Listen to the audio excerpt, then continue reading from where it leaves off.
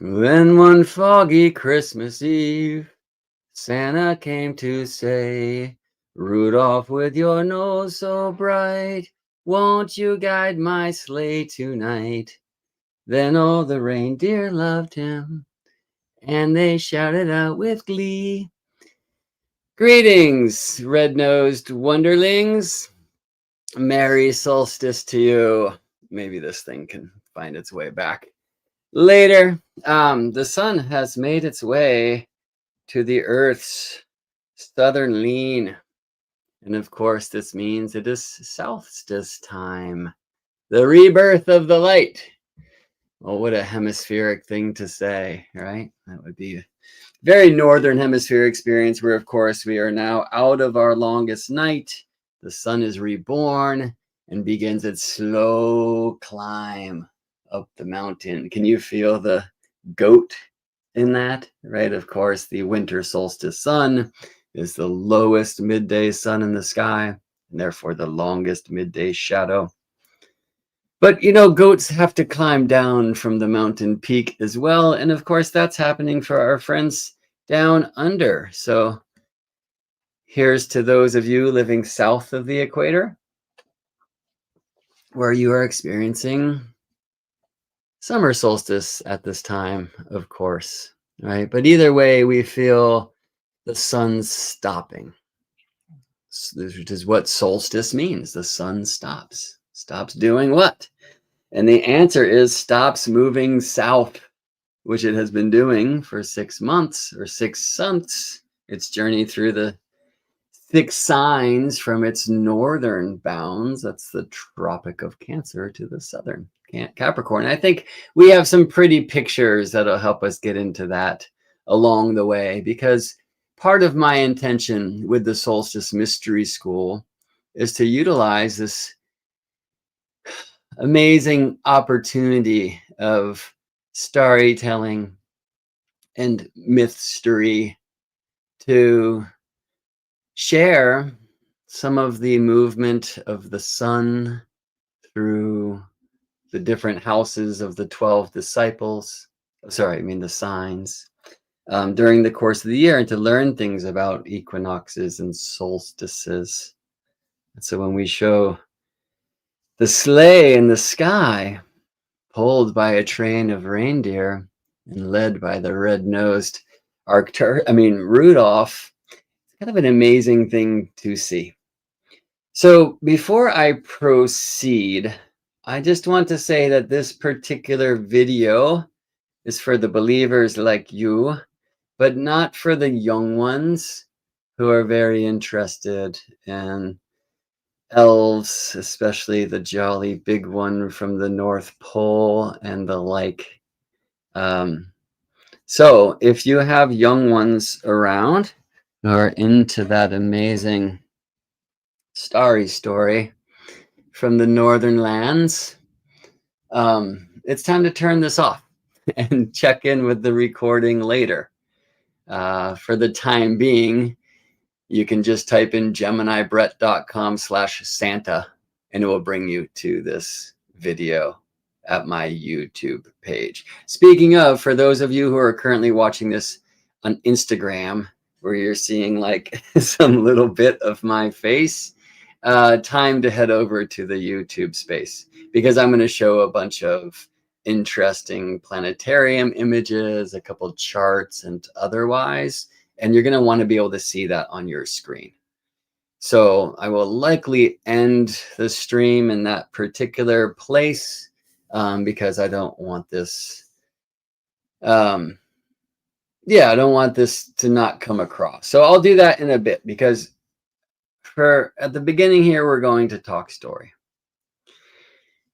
And I'm really excited to tune in to the chat and to hear some of your experiences about Christmas myth.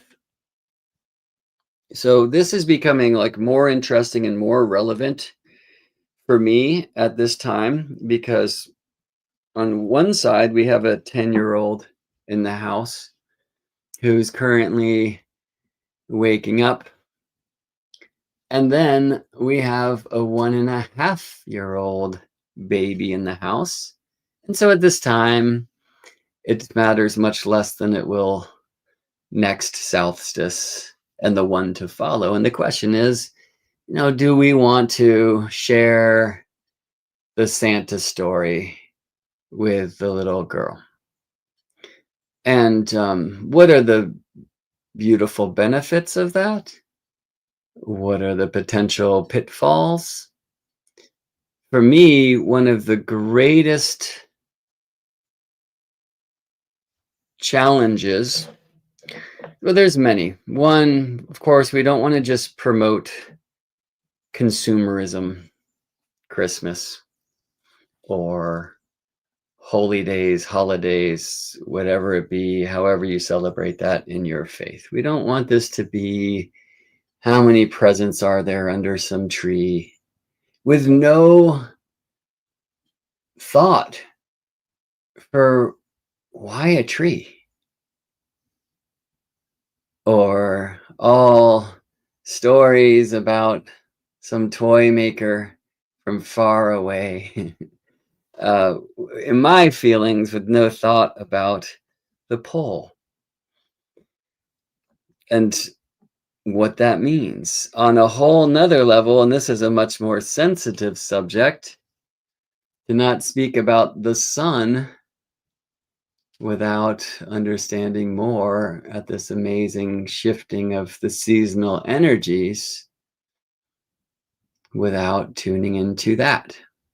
So I'm going to share a little bit of my own story, and I'll encourage you to contribute your owns in the chat if you would like to. I'll be looking at that in a few places. And again, this live stream, I'll say this a few times throughout the way, or this video, if you're watching this at a time I currently perceive to be the future and it's not at all live. This is not for the young believers. I certainly do not want to be the one that pulls the sleigh out from beneath the snowy feet. All right. And so if you have a young believer around, if you have a Santa lover in the house within earshot, please, please, please turn this off and come on back later. All right. I remember kind of that I was at my grandmother's house in New York when, on a television show, and I think it was, this will date me, I think it was the Facts of Life.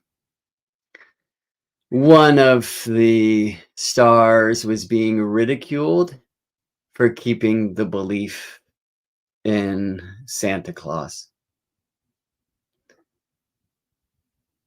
And I turned immediately to my sister and said, "Is that true? Is this whole thing made up?"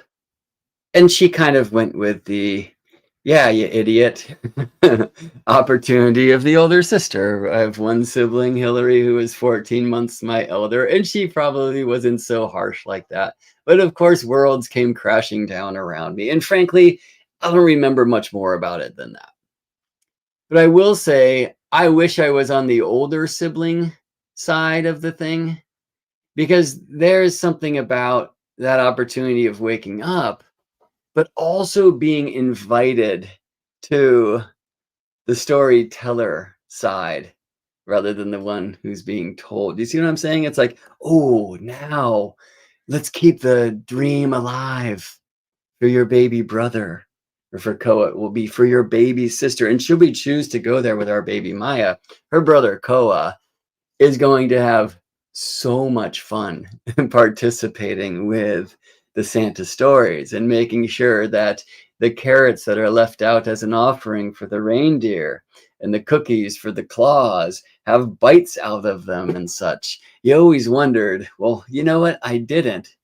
Why there were kind of human-sized nibbles out of the carrots they were given to the reindeer, or what kind of reindeer eats a bite of a carrot and not the whole thing? Anyway, we want to keep that vision alive, right? And at some point, maybe you're actually inclined to like dispel the myth. Right? I heard this question of, how many presents earlier, and it's just like, why do this thing at all? We're just like really, causing difficulties and challenges and contributing towards some consumerism and, you know, plastic culture and all this stuff. Um, Materialism and the like, and many of the things that, of course, we know to be the causes of great detriment to culture and humanity and the like, right? So, why feed that? And one of the answers would be because mythstery and story is part of what we are made of.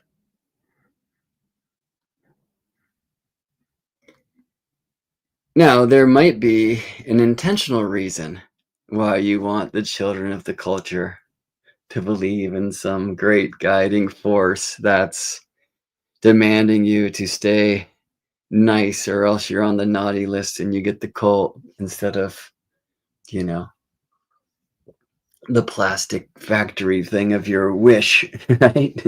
Hey, look, that's not how it is for all kids. And part of the Solstice Mystery School, actually, just to get ahead of myself, and we'll come back here, wants to create toy makers and gift givers, and to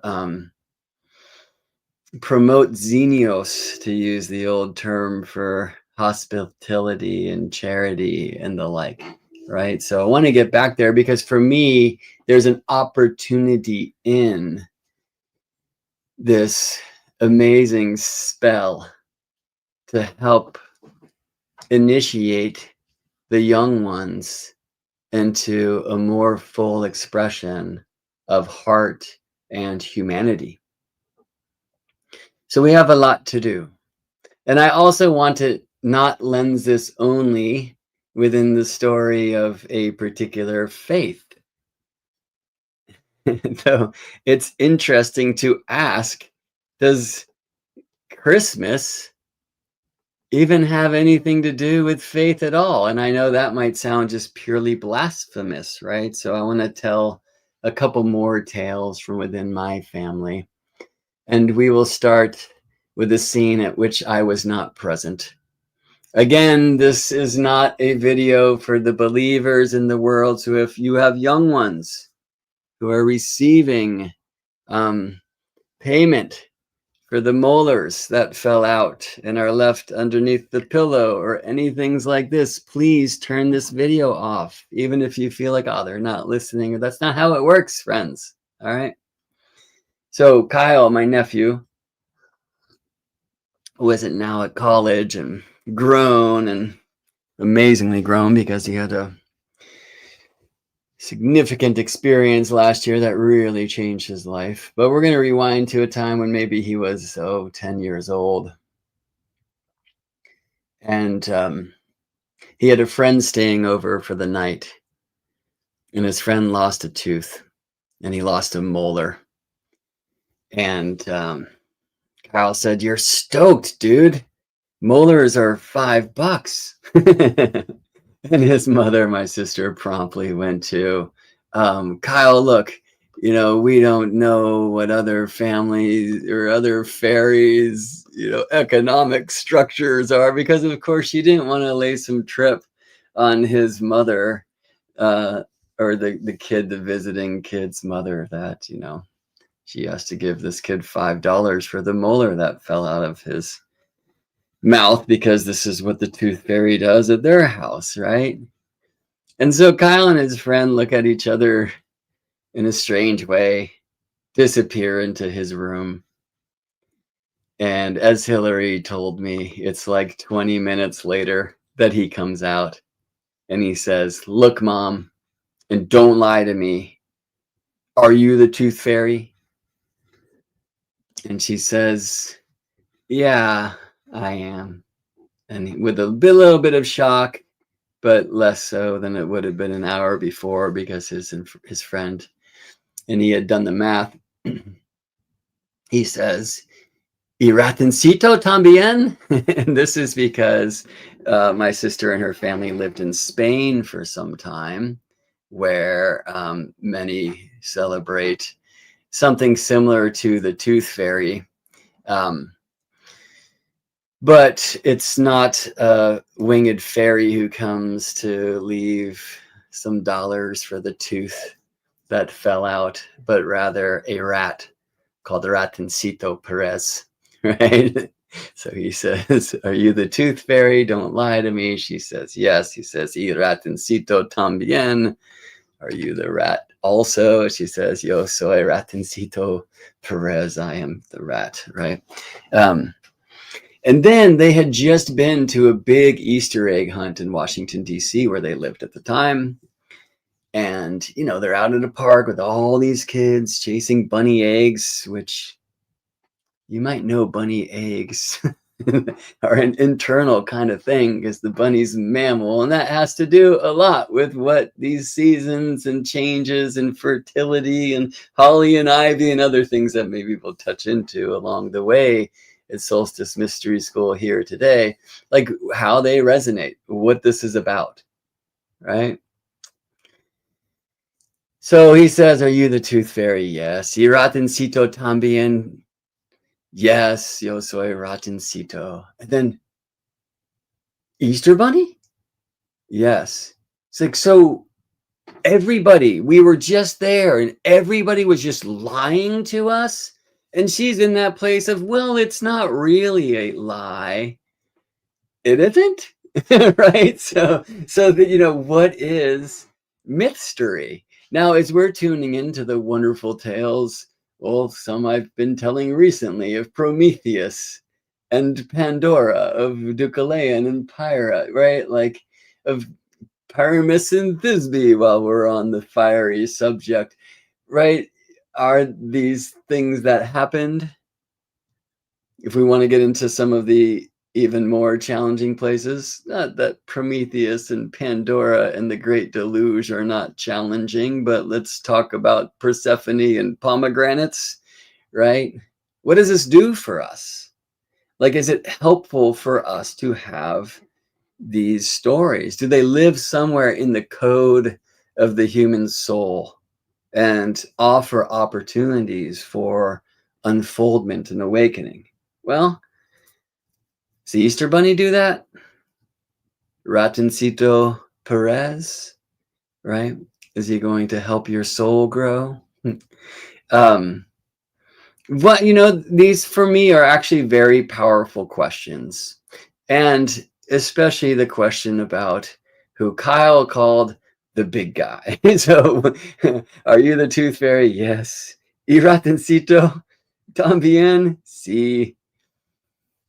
The Easter Bunny? Yes. So they were all just lying? Well, it's not necessarily. And he goes, "Oh, I don't even want to ask about the big guy." And the door slams. And that's it. And the most amazing thing is for years afterwards, this young man this young boy maintained his firm grip. Actually, maybe it can't be too firm. Like he was a believer. He stayed in that space. The tooth fairy was no more. There weren't many more teeth to give. The Easter bunny was something now just for his younger sister. But unlike his older sister, who was fully out of that whole scene, and she's a realist. That one, I love her to death. She's a realist. She's very Capricornian. He stayed in the spell, like willingly, right? So he decided that I am a believer. It is better this way. And I'm going to be in this space. I'm projecting and making a ton of assumptions here. I should ask him about it. I'll see him in a couple days. I'll see him tomorrow night at the Warriors game. Well, that's fun because some of the old stories and rites of passage and initiations were to help create strong warriors for the tribe. So there's a useful story right? Well, these days that's happening through video games and not in such a rites of passage kind of way, is it? But what does this great Christmas myth do for folks? Well, you better watch out. You better not cry. Well, that's nice, right? So let's teach folks that emotions are bad. Hey, there's a difference between shedding tears, the holy water, when we are sad, and throwing a tantrum because we didn't buy the talking bluey or bingo on the shelf, right? So maybe that's what we're invoking in the you better watch out, you better not cry, you better look out, right? Like, because there's a spy. And that story is very, very old. So I was speaking about Xenios before. This is part of Jupiter. Jupiter held sway over Xenios, like the code of hospitality. If a stranger shows up to your door, a sojourner, before you even ask their name, you invite them in to sit at the hearth, to warm their bones, to have a bath, to cleanse themselves. You feed them before you even ask their name. And so many of the ancient tales tell us about Zeus visiting in disguise as a sojourner. And if he was not welcomed in, well, then that one who casts the stranger aside certainly will no longer receive the grace of the guides and guidesses of Olympus, you know. And even if you have nothing to give, but it's a crust of bread and heat by the single coal in the hearth, right? Then receiving the favor, right? So for some people, perhaps they welcome the stranger in just out of paranoia. This is probably Zeus in disguise, and you know what happens if you don't practice hospitality, xenios, right? Like, and I mean, imagine just the beauty of a culture who would receive a stranger at the door as if one of their own. Of course, when I think about that, it's like all sorts of scary things. What about my baby, right? We only have so much room. We have infinite amount of room compared to many on the street, right?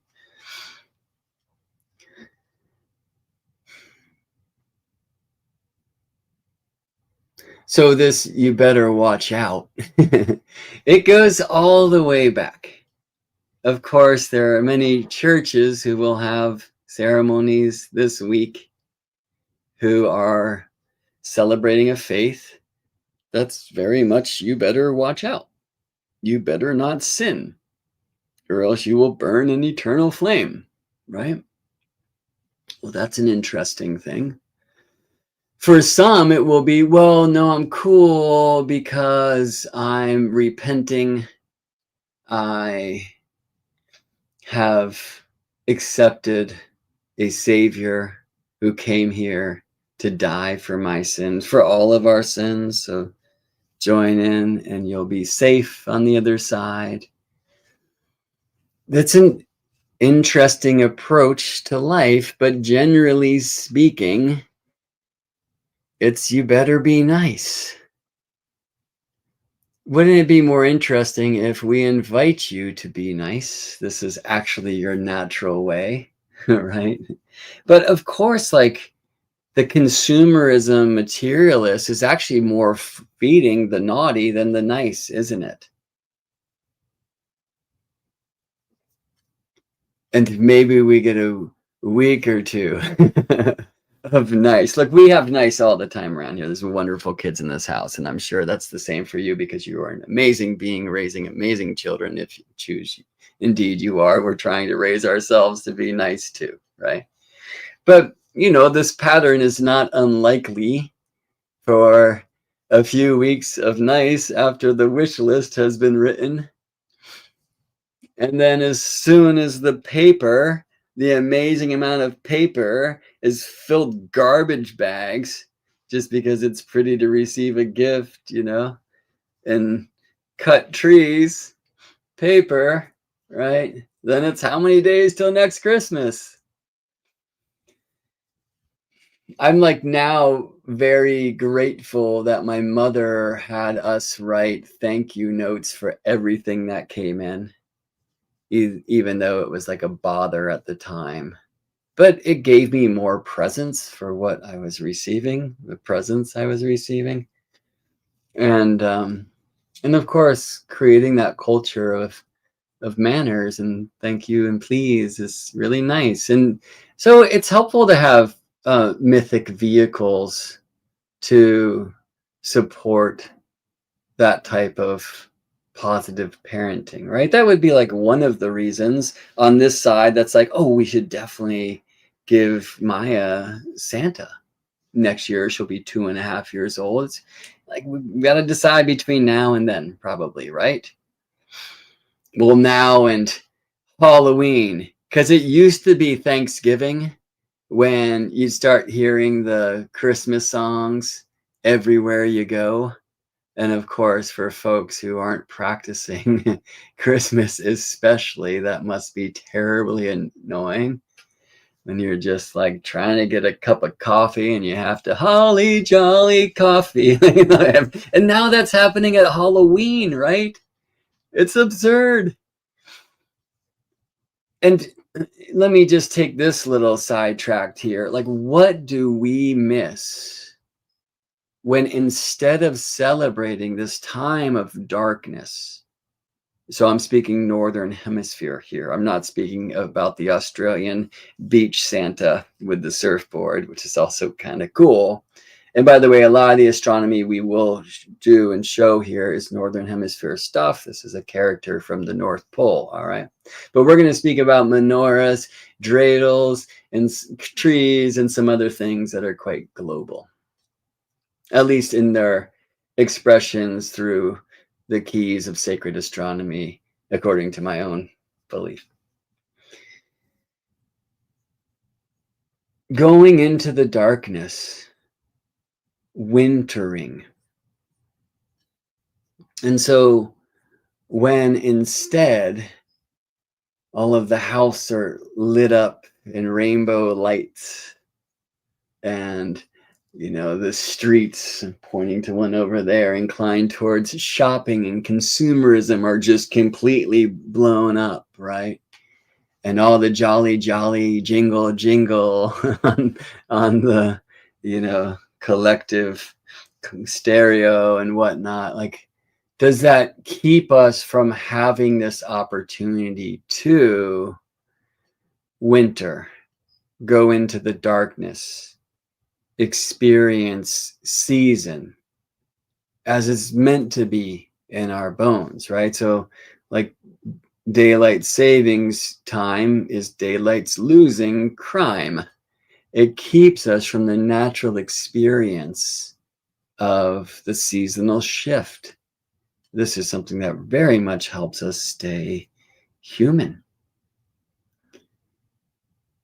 And as it is, when instead of celebrating the darkness in winter time, everything becomes holly jolly rainbow light, we might be doing everything we can to run away from the darkness, which is, of course, the training of this culture anyway, isn't it?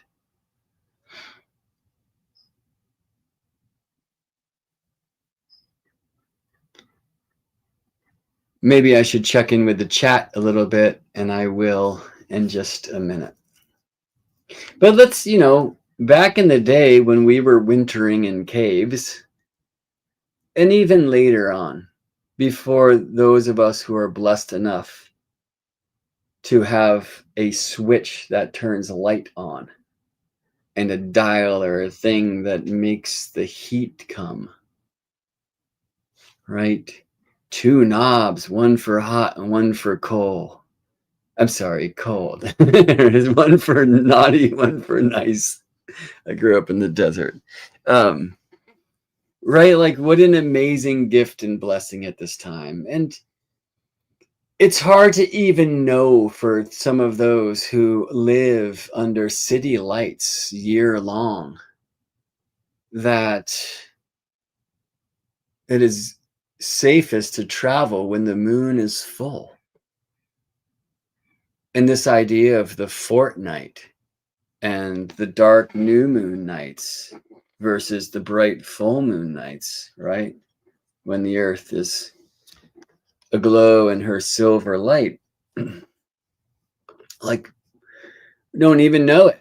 Where we used to live, sometimes on like a nighttime walk with the pup, I'd get into this park that's just one of the only islands where we once lived. I don't think there's any here that was outside of like city lights reach, outside of the street lights. And like, oh my gosh, that moon is full. Right? Or oh my gosh, it is a moonless night and it's dark and the stars are out even for this light polluted place. You know, when I traveled to the desert, remember when I first met the great astrologer Rick Levine, who when I was living in Seattle, I met Rick at a party. I was there playing saxophone and I was just coming into astrology, and some of the friends were like, you got to meet Rick, you know, and I hadn't heard about Rick yet. And so one of my first questions for Rick was like, hey man, like, where's a good place around here in Seattle to do some stargazing? And he said, oh, there's this great place down south. It's called Arizona. It's like, all right. Fortunately, I listened to him. Or when I could afford to, I'd get away to Hawaii or get down to Arizona and see the stars and be with the sky.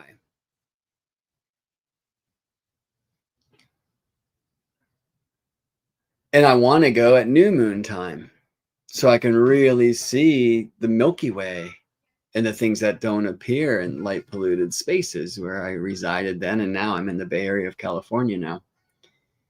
But sometimes things were arranged in such a way that I was invited to teach at a retreat or whatever. And I'm down there at full moon time.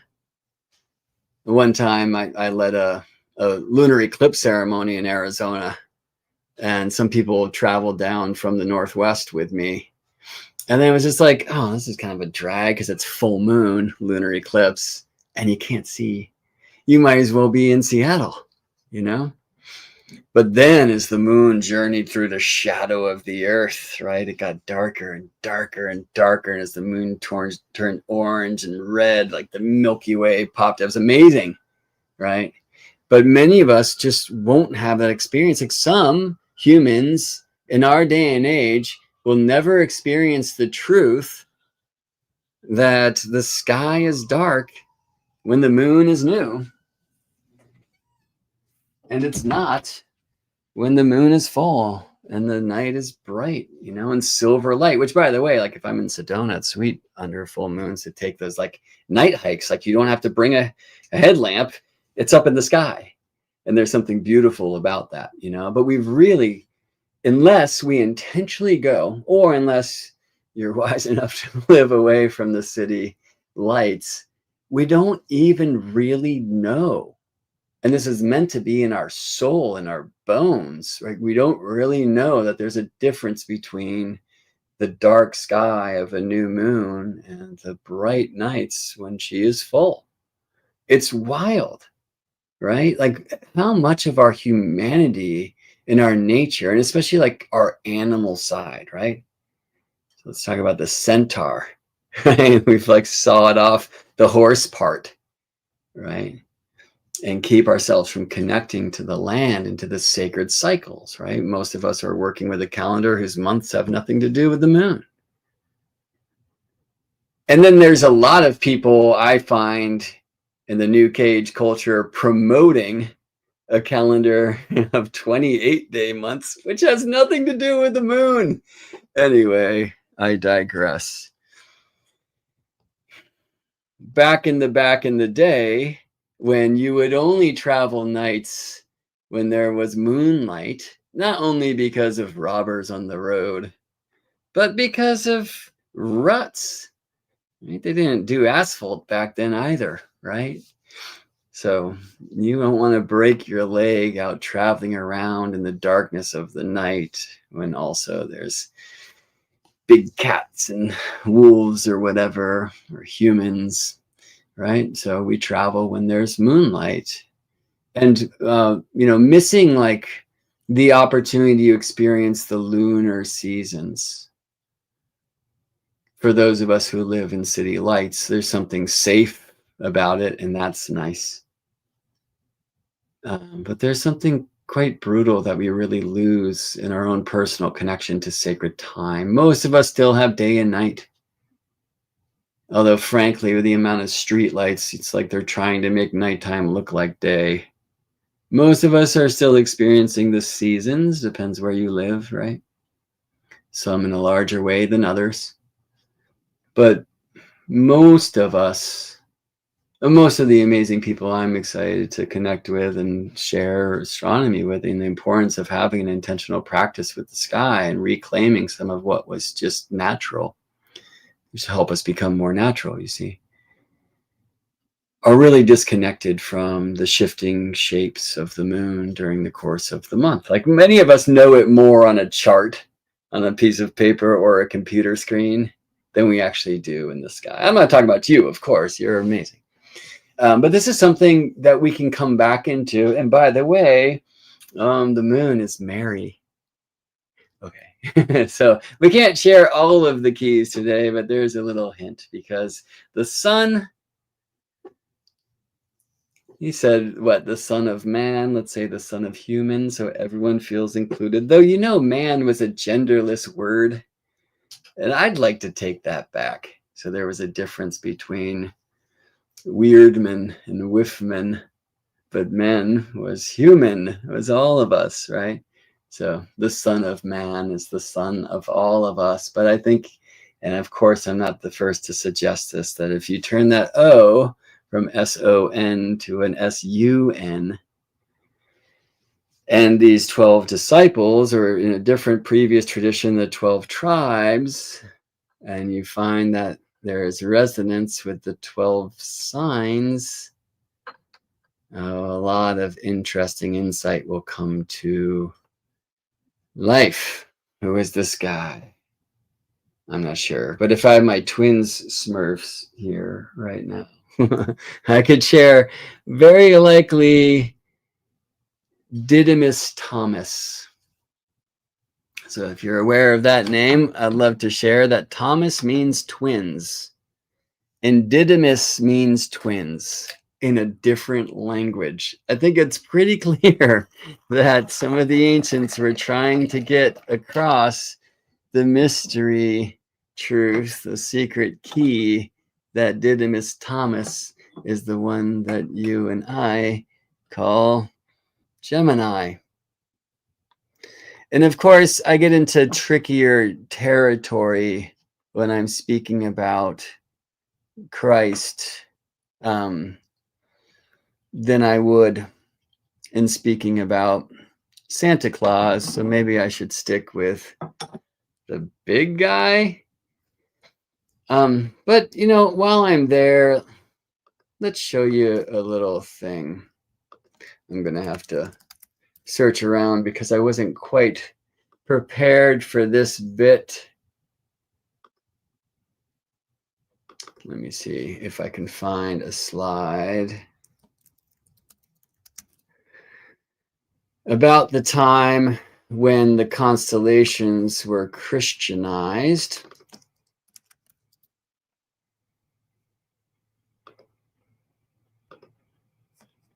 It's funny, I just searched Mary and primary motion came up. Well,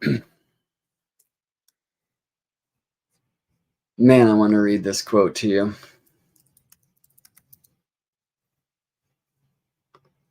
Let me just try a little bit more. Really, I create these works and I can't wait for a time when I'm a bit more organized.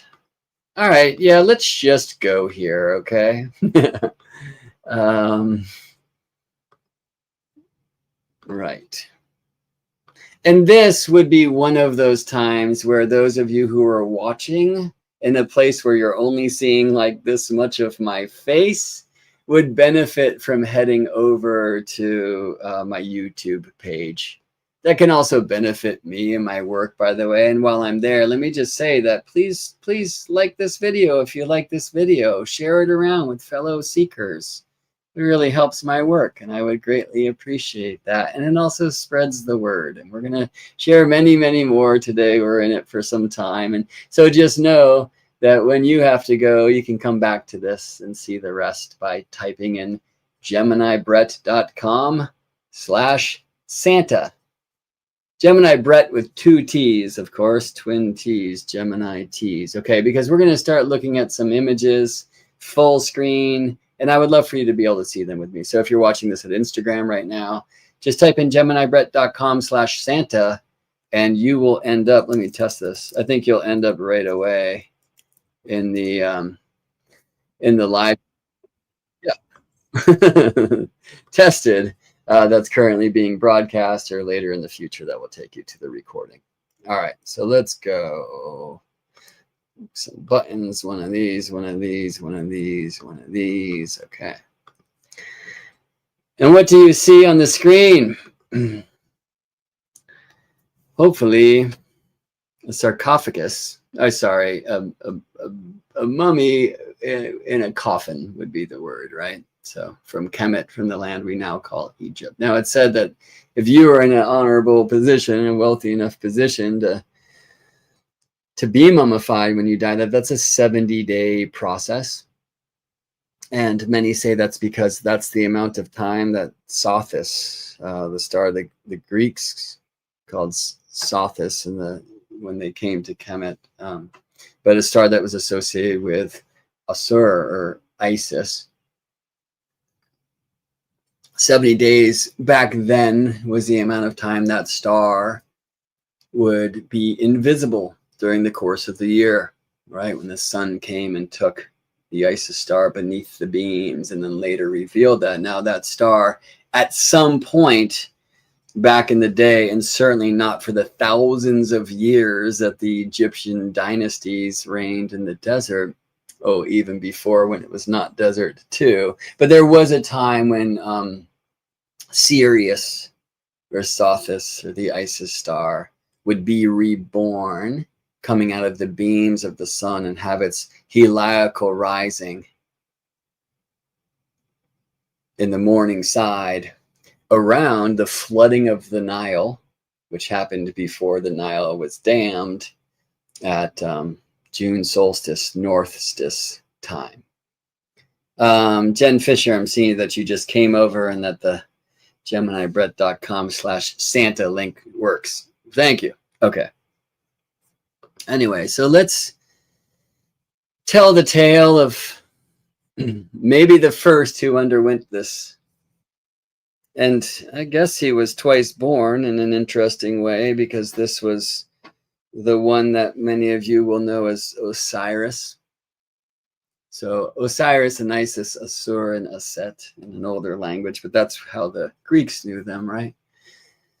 And one of the tales we hear about Osiris's death came to us from a Greek, I believe from Plutarch, and it rings very similar to the Demeter and Persephone tale, and at least for a space of it. And I don't want to tell the whole thing, but let's just say that Osiris died, but Isis found him and brought him back to life because she was most magical indeed. And that was having been drowned in the Nile by his brother Set.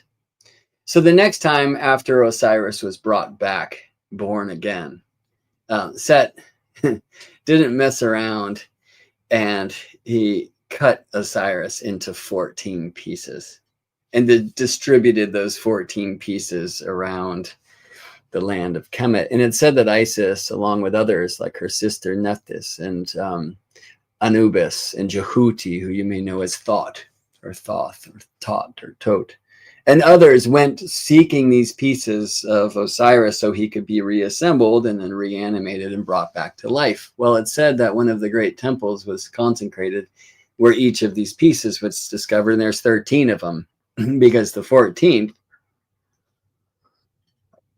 was not found since Set had thrown it into the Nile and it was consumed by crocodiles.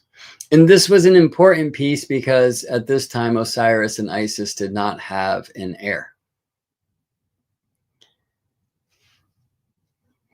So who would continue in their great way of stewardship, of leadership? So some great magic was performed. And Jehuti created this golden phallus for Osiris, who was in this mummified state. Because that, of course, was the piece that was missing. And Isis turned herself and magically into the bird, to the falcon who flew above and became magically impregnated. And then later there was a virgin birth. And this was the birth of their son Heru, or Horus, as the Greeks called this one, the falcon-headed or the hawk-headed, and the avenger, right? Because it's now said that Horus is here to avenge his father's death, and that he wins the great infinite battle every morning when the sun rises, but he loses the battle at night when the sun sets. And we call this Set for his uncle Set, right? That's like literally where sunset comes from. Now, it's said that in Kemet, in the land we now call Egypt, there was no word for death. It was just called westing. For it was known that what set in the west would later, after it moved through the Duat, through the underworld beneath, would rise again in the east. And Horus, there is no confusion, is the sun in our sky, who is expressed in many different ways throughout the thousands of years in Kemet, like Ra or Kefra, right? So, but Horus, Heru, is the sun, right? So let's see if there's anything to this. Isis, who is now said to be Sirius, the brightest star of our sky, or Sothis, is the miraculous mother who had a virgin birth because she became impregnated not by, the vision of an angel in a dream, but rather by turning herself into a bird and flying above this golden phallus that was created by Jehuti, Thoth, who I hope you know, along with his amazing consort, the one at his side and he at hers, Sheshet, the lady of the measuring cord. They brought to us astrology and language and mathematics and, calendar. So keeping the changing of the year according to the movement of the light of the sun, the relationship of Earth and the sun, and the changing of the light of the night according to the phases of the moon, according to the months, right? So many will suggest that Jehuti is often shown as the ibis bird because of the beak looks like a crescent moon. But we should know that there was another one of the Neteru who was assigned to the moon. This is Khonsu, right? The great scribe Jehuti's relationship with the moon. There's many stories, but one of these is to keep the days of the moon and keep the path of the moon, the journey that the moon takes through the stars each month. All right. Jehuti also is seen as the baboon. So here At the oiox, at the rudder, which is a Greek name for the ascendant, we see Jehuti as ibis bird. I guess I got to stop this screen share so you can see that better on, right? So here's Jehuti as the ibis, and here's Jehuti or Thoth as baboon. Here's a Y. And by the way, I just joined Koa's school at a field trip to the Rosicrucian Egyptian Museum in San Jose, where there are more Egyptian artifacts than anywhere on the West Coast, maybe in LA. They also have some Babylonian and Sumerian, like cylinder seals. There's a replica of the Dendera zodiac. It's pretty cool. But there are a couple examples of mummified ibis birds and mummified baboon. And they even have, this is the first time I like read enough to be aware, a fake mummified baboon, which was a thing, because you would have to pay a bunch of cash for somebody, you know, who was high enough of an initiate to like mummify a baboon. Because if you had that to pray to Jehuti, like in your home, you're dialed in, right? Well, some people can't afford a mummified baboon, right? Well, maybe you get a mummified baboon bone, which was happening. Or maybe you buy the cheaper version, which might just be a fake baboon. Or probably you're paying top dollar for what you think is a full mummified baboon. And this one at the museum looks totally like, well, from what I can tell, a baboon. But there's x-rays that have been done. And it's a wooden head, like very brilliantly carved. And then the body is like a pot, a vase. Right, that they've mummified and created fake legs and that, right? So anyway, why the baboon? And the answer is the day. Why? Because baboons will compete with the other members of the tribe, the other members of the troop, for high ground at sunrise. So they will be the first of the troop to receive the rays of the rising sun. Amazing, right? So we see this connection of Jehuti and the baboon. What about the ibis bird? Well, the ibis flies south for winter. It's a migratory bird. Okay, well, so does the sun, at least for the northern hemisphere winter, for places like Kemet, for Egypt, especially Lower Egypt. Do you know that Lower Egypt was northern Egypt? And Upper Egypt was southern Egypt, and southern Egypt, Upper Egypt had the bird, and northern Egypt, Lower Egypt had the serpent crown, right? They were unified, those came together. But why would southern be upper and northern be lower? Well, the argument many make is that the lifeblood of Egypt, the Nile, flows from mountain peaks in Ethiopia south to the mouth at the Mediterranean north.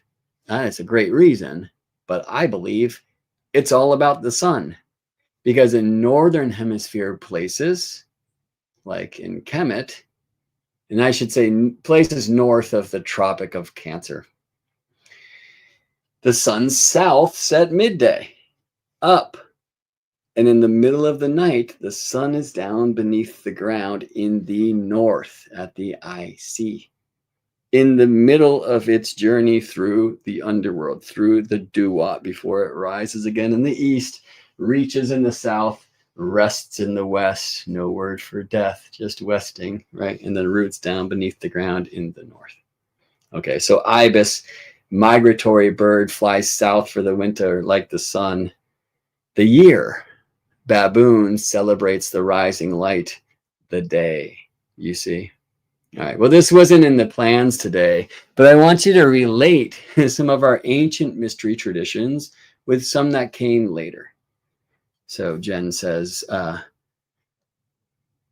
if I don't get a mummified baboon for Christmas. When I first read that, because my eyes are getting a little fuzzier, I thought it was, don't get mummified for Christmas. But maybe we should, you know.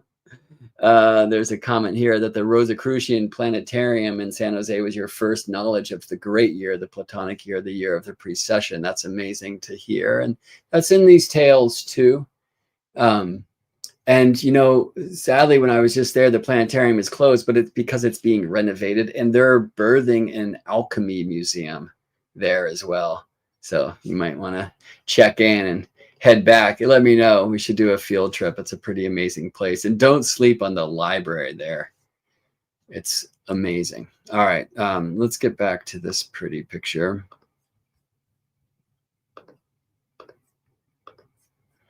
All right.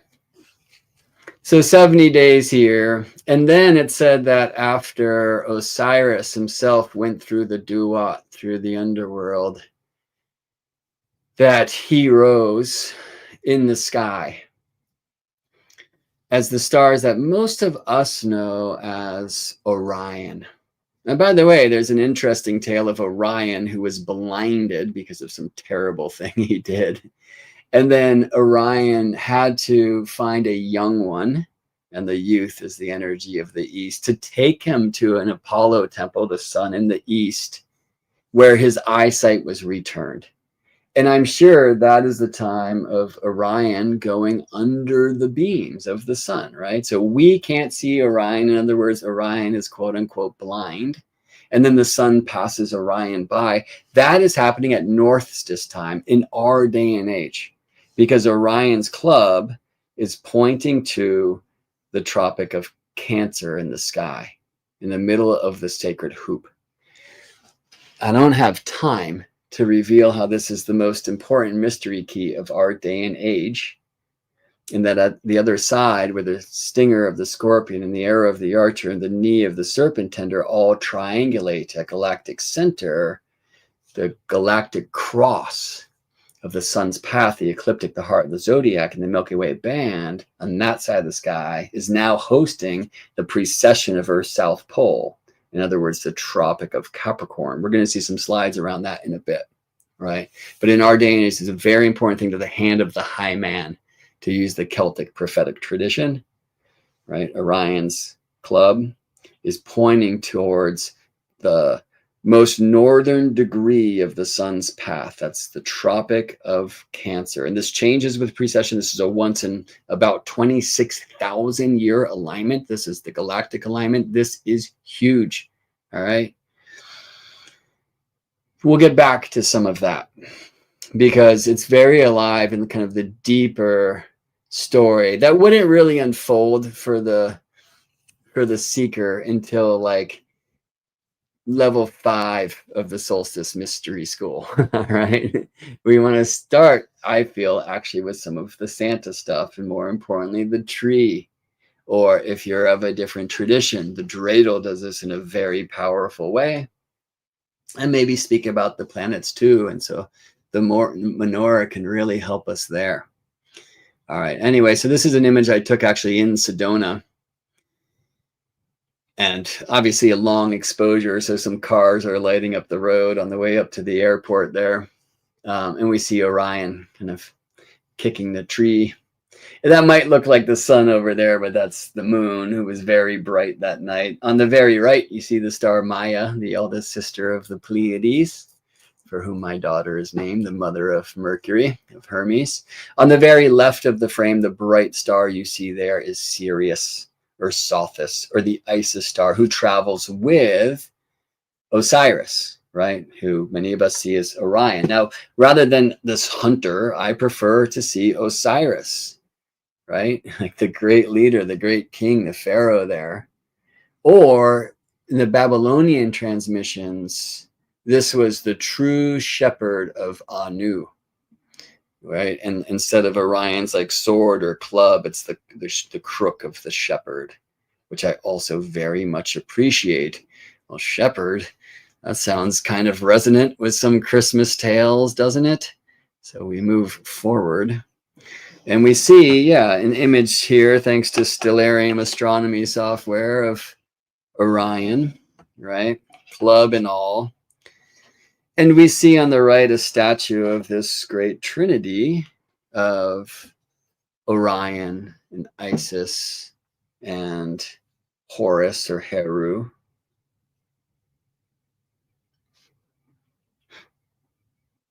Well, let's look at Orion's sword.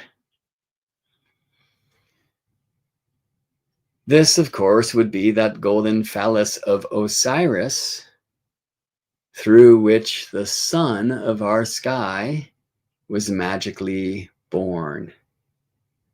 And there we find this amazing womb, this amazing birthplace of stars called the Orion Nebula. All right, it looks like a star, a fuzzy star in the sky with a naked eye. But thanks to images like this, I believe this is Hubble telescope, we really get to see this nebula, this birthplace of stars. Now, to my understanding, this is the nebula that we in modern astronomy know to be closest to the Earth. And yet the astronomers would smack me in the face for saying what I'm about to. I believe our sun was born there. Why? Because we're told that the sun, Heru, was seeded from the golden phallus of Osiris, which is the 3 stars beneath Orion's belt. And maybe you've seen Robert Bauval's pyramid Orion's belt correspondence. I've shown it also in the Jefferson Memorial Washington Monument and White House. Anyway, beneath the 3 stars of the belt, which, by the way, were called what? The 3 kings? Beneath that, beneath those 3 magi who brought the gold and the frankincense and the myrrh, we find Orion's sword, or this golden phallus of Osiris, where our sun was born. And that's not the only of the ancient storytelling traditions that speak to us of this area of the sky being our origin. So, for example, the Maya, I'm told still to this day in the traditional villages, when a couple is married and they leave their familiar home to create their own, that there is flame brought from the central village fire, which is reignited every 52 years or 52 hobs. Brought from the central village fire to ignite the hearth in their new home. And on all of the hearths, there is the 3 stones for the tortilla griddle. But these 3 stones, why? Because they surround in the sky the smoke of creation.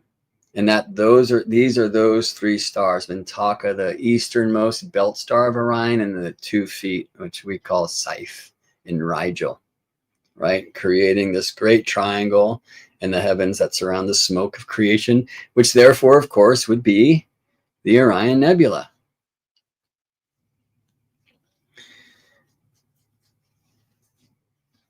This is an image of the turtle, the Orion's belt. All right. For the Dakota tradition, this whole area of the sky and Orion's pointing his club to the middle of it is called the sacred hoop. And they say it's where our souls come from. Well, soul, this is a stretch, but of course it's Latin for the sun, right? Interesting. All right. Well, so here's Isis as Sirius. Here's Aldebaran, the eye of the bull that Orion, protects Orion from his chase of the Pleiades. Could that be Horus? No, Horus is, of course, the sun in our sky. So all of this because I wanted to get here, but I think it was helpful.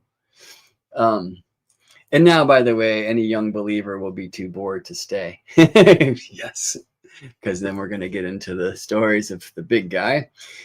So this is when Julius Schiller Christianized the heavens to dust the pagans off of them. Coeli Christi Seferium. And I think I have something written here, right? So this is from J. Christopher Warner in the Augustan epic, Petrarch to Milton, in a chapter called Virgil the Evangelist. He writes, Julius Schiller's 1627, I guess that was his death, whose monumental star atlas replaces all the traditional names of the constellations with Christian ones. The names of constellations in the Northern Hemisphere are inspired by the New Testament, an early history of the church.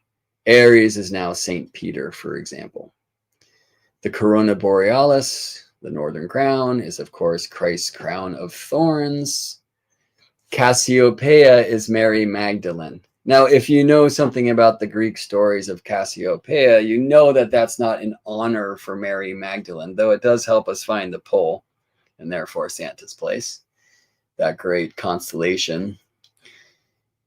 Cassiopeia, well, in the Greek traditions, this was a queen who, along with her husband Cepheus, were completely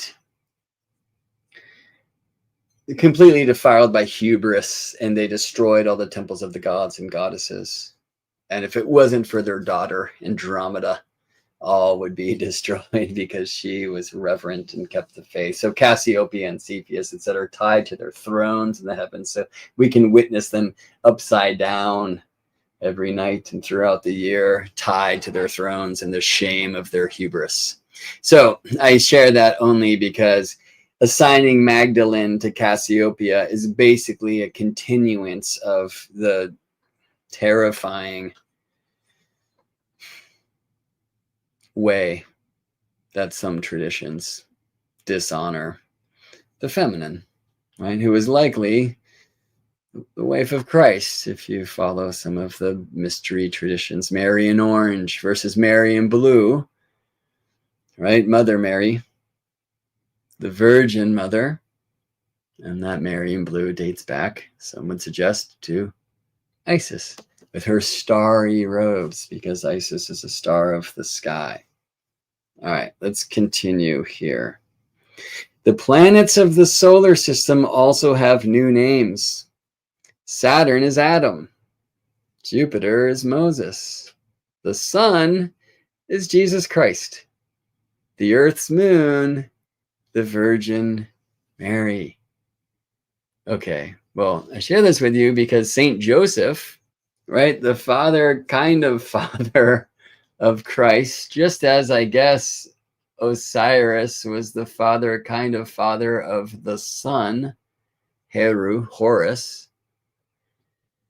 Schiller realigned the stars that most of us know as Orion, but hopefully you also now know, if you didn't before, as the true shepherd of Anu and of Osiris, of Asur.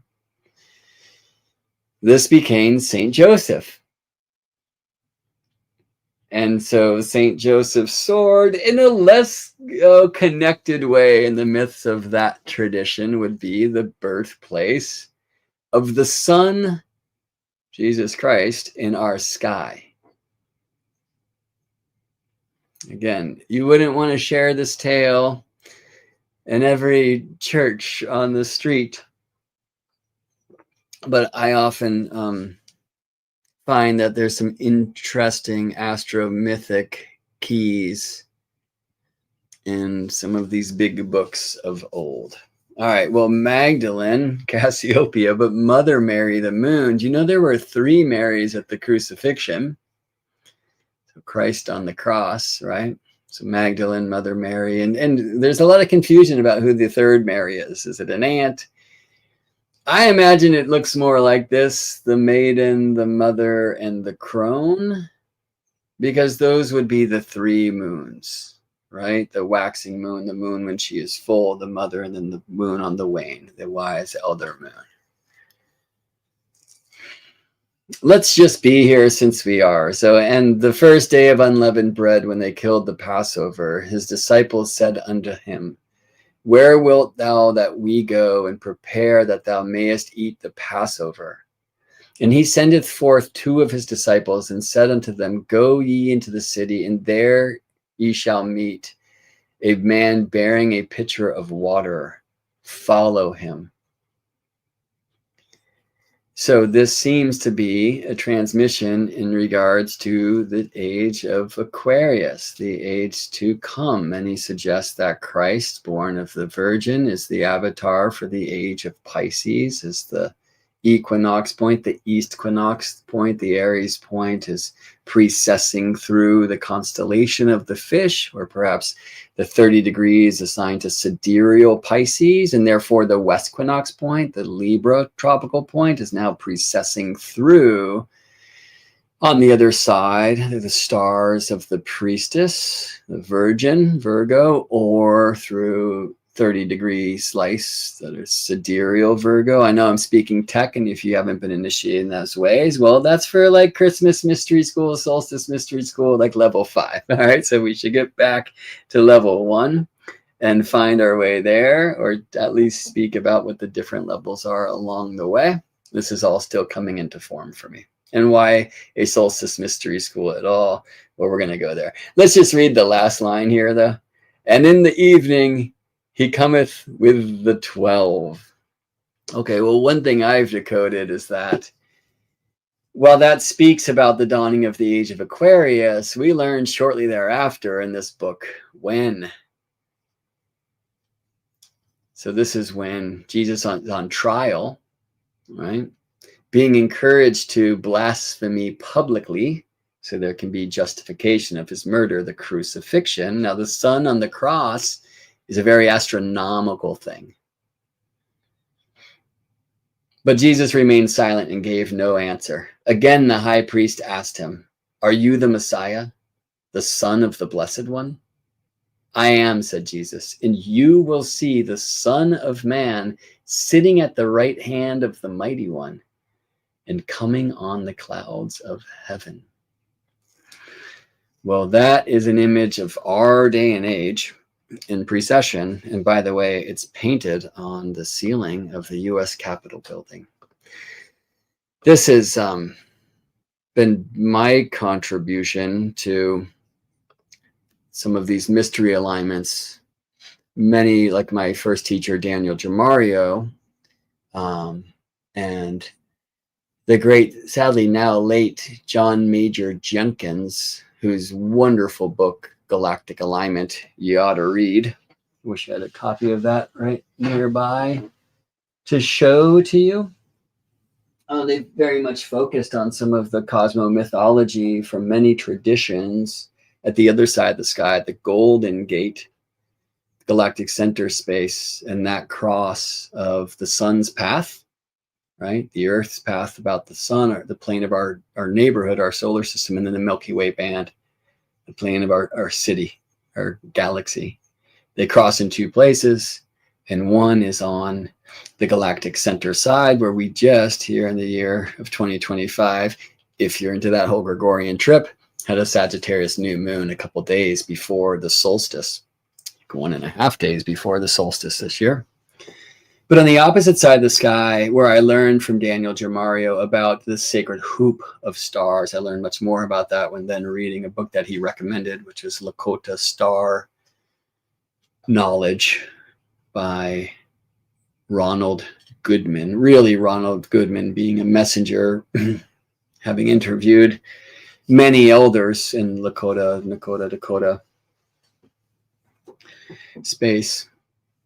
Speaks about this sacred hoop of stars on the other side. Let me show you an image where it's easier to see. So this is thanks to Stellarium astronomy software, where I'm showing this crossing of the ecliptic, the sun's path, that's there in yellow, with the galactic equator there in kind of bright blue, which crosses always on the crook of the true shepherd of Anu, or of Orion, right? Or the sword of Osiris, the hand of the high man. But in our day and age, what is so key is that that degree is precessing through that place of the heavens towards which Earth's northern pole leans. That is the Tropic of Cancer. I'm excited to show you more of that as we go along. But there's this great hoop of stars I'll start at the kind of top, Capella, and then we'll go moon-wise, which is counterclockwise, all right? So Capella to Castor and Pollux, to Procyon, to Sirius, which is down at the bottom right on the land in this image, and then Rigel, the foot of Osiris, of Orion, and then up to the Pleiades. Modern astronomers use, instead of the Pleiades, Aldebaran, the eye of the bull, not because it's a royal star. They probably don't know, right? But in an asterism, this kind of super constellation called the Winter Hexagon. But for the Lakota, this is the sacred hoop, the place from which we come, and also the Inipi, the sweat lodge in the sky, through which we will be purified when we die. So the sickle, as was called the head of the lion constellation, you can see on the left of this frame. Well, in this mystery tradition, that was like the fire pit, right, where the stones, the grandfathers, are heated to bring into the lodge, into the sweat lodge. So it said that this is where we come from. Again, there's this Osiris, Orion zone, right? And also where we will go through when we die to be purified. And then we walk the spirit road, which is the Milky Way, to a place they say that sets in the southwest. And that's the Golden Gate, the galactic center side. All right, well, another time, I'd love to show you how this is literally painted in the Apotheosis of George Washington by Bermidi on the US Capitol Dome. But we have other things to do here. We want to talk about some other mythic traditions, okay? I will say that at the UWAC conference, the Great Astrology Conference, United Astrology Conference in Chicago in September of 2026, I will be presenting this material, The Turning of the Ages, and the sun, S-U-N, on the cross. That's an image of it through the great year. And this, by the way, is the image of an eclipse that happened in 2020. Following an eclipse that was on that same cross in 2001. Anyway, the sun is also on the cross every year, the place where the equator in the ecliptic cross, that's called the equinox. The equinox is. And of course, the sun crosses the horizon twice a day. When Horus wins at sunrise, and when his uncle Set wins at sunset. Okay, so we've already done a lot. How are you doing? Let's get back to some of this. And I'm holding on the screen a wonderful text by, does it look forward or backwards to you? By John Matthews, with contributions from Caitlin Matthews, called The Winter Solstice. The Sacred Traditions of Christmas. I really invite you to check that out. You know, trying to unpack things like the holly and the ivy and the green king and the solstice smith and the great sleigh ride. I'm just reading random stuff. The raven steals the sun. So getting into some other traditions from other lands, right? Riding the Mari, the year horse, the great bear, the straw bear. Like, this book is amazing. The manger and the beehive. There's a lot of cool, I don't know that John would call this, but sacred astronomy. Getting into the Santa stories and the green gust and, the solstice, dream, darkness and silence, and much, much more. Following the Christmas star, the three kings. So I really highly recommend this wonderful book, The Winter Solstice. The Sacred Traditions of Christmas by John Matthews, with contributions from Caitlin Matthews. Nothing I'm sharing here is really coming from that book, but it would be one that I would refer to for the Solstice Mystery School. All right. I'm reading a comment here. So sad my English didn't let me understand all of this meaning, but it's very interesting. Yes, which is a reminder that the Solstice Mystery School wants to offer teachings that can be translated into many languages. All right. Now, the question is this limited only to folks who are practicing in the realms of the Christmas myth? No, but I'm going to be there today. All right. And I want to, before sharing some of the keys of what I'll call level 2, I'm going to speak about level 1. And at the end of this, I will also speak, or maybe along the way, about how I feel that the Dreidel is a super telling Sacred Astronomy gift from a different tradition, as well as the Menorah, and especially the temple Menorah. All right. So, but I think I will speak this through the axis where I came through, and I'm wondering about participating with Maya, although maybe we'll kind of honor several traditions. I really honor that, like at Koa school. Koa is at a Waldorf school, Rose School. They honor the Festival of Lights, and we learned some things about Diwali, right? And of Hanukkah and Christmas. So we were just at their assembly, and there were songs from many different traditions, which is really wonderful to experience. He's also like right now studying like the Norse mythology, right? So hearing about the world tree, Yggdrasil, and things like this. All right. The ravens of Odin, who might be an image of Father Christmas, whose ravens set out to spy on the 9 worlds, you know, and bring back the news to Father Christmas. I mean, the All-Father, Odin. We might hear Saturn and Saturnalia. That was obviously a ceremony at this time of the year, which is a very interesting one. You know, that's a fun question for the astrologers of, is Saturn Santa? Or is Jupiter, or is another planet or sign or whatever, right? Like if you get the coal, I don't know that that's Jupiter. Maybe it is. The Jupiter cold a lot of people who weren't practicing Xenios. So we hear about the law and judgment and interesting things like this. Okay. Hopefully you're having fun here. If you are, please give this video a like. Not only to warm my own hearth, I put a lot of time into this, but to let me know that I'm on track in some interesting way. And I'll ask you please also to sign up for my mailing list if you're not there already. And if you would like to learn more about the Solstice Mystery School, because I will really, especially next year, start like making this a physical reality with people from around the world. So I'm going to share more about that now, and then I'll share a little bit about the astronomy that I saw in the sky some years ago and how that continues to unfold. So GeminiBrett.com, you'll see the place right on the homepage where you can sign up on the mailing list. You could just type in GeminiBrett.com/list. But if you do, you'll miss some of the other things that are offered at GeminiBrett.com. Like at the videos page, you can actually see an older transmission of the sun on the cross. That's all being recreated for UAC next year. Now brighter and better and with more mysteries revealed. At GeminiBrett.com, you will also find a sessions link.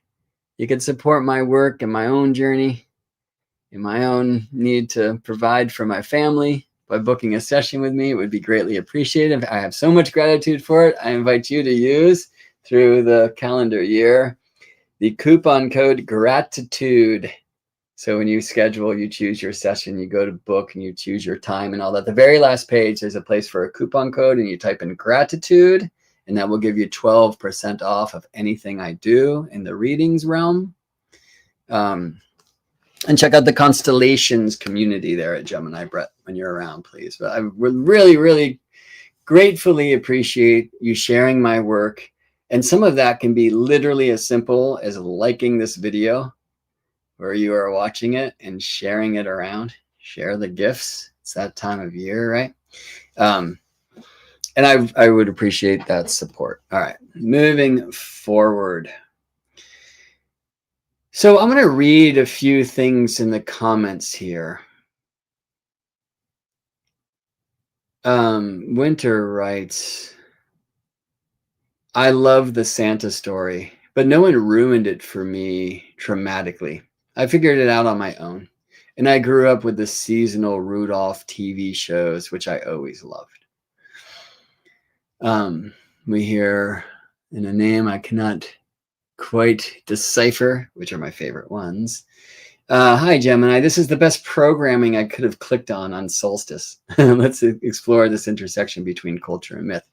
Yeah, well, let's talk about programming, right? Because that's a really important part of this thing. Whether we might be using a "you will burn in hell if you sin" or "you will get coal if you're naughty," this idea of programming and even cultural programming, which might entice us away into the bright, pretty lights and the consumerism realm, so we won't winter and go into our darkness, right? Well, who wants to be there anyway? As we all know, it's an important part of growth, but do we want to put our kids through that? No. And very importantly, to get back to like Solstice Cave back in the day, or at a time when we didn't have light switches and hot water things, and many don't now, which is really important to remember. Many will not make it through the cold times of the year. Like, let's just hold that in our heart for a moment. This is one of the reasons why solstice feasts and gatherings and celebrations, even though this is a time where we really need to ration and preserve the food, because if winter solstice time, then you're not going to be getting much from the crops. And however, there's also less feed for the animals. So vegans, vegetarians, plug your ears for 40 seconds. This is one of the reasons why there would be much feasting on animals also at the solstice time, right? So the humans can be fed, especially in like a great feast where we can all like feel light and joy and celebrate one another. Pine cone just fell from the tree right on time. Not all are going to make it through and hang on to the limb, right? And there's only so much food to go around, so more important that the humans have the food than the others of our crew. Of course, we keep some in the stables and the like. This is the old tradition, and you see some pretty tricky ancient practices of sacrifice, and like some suggest that ornaments come from, well, some suggest from hanging mushrooms in the trees. And there's this whole psychedelic mushroom approach to like Siberian Santa coming through the hole in the igloo, and that's the chimney, and the flying reindeers and other things. And I invite you to go pursue that. I'm not going to share that here. And frankly, that's actually not part of the way that I want to utilize this opportunity of Solstice Mystery School. But I think it's intriguing. Krampus and Black Pete, which is like possibly one of the most racist things of all time, and also possibly an ode to Odin's ravens. That's not necessarily my approach either. I want to avoid so much of the repent you naughty sinner and favor more of the nice and be nice and the charitable and all that. Okay. So on one level, we want to continue the celebrations of light and joy for making it through. Of course, this is very relevant in the Hanukkah story and the miracle of the Menorah.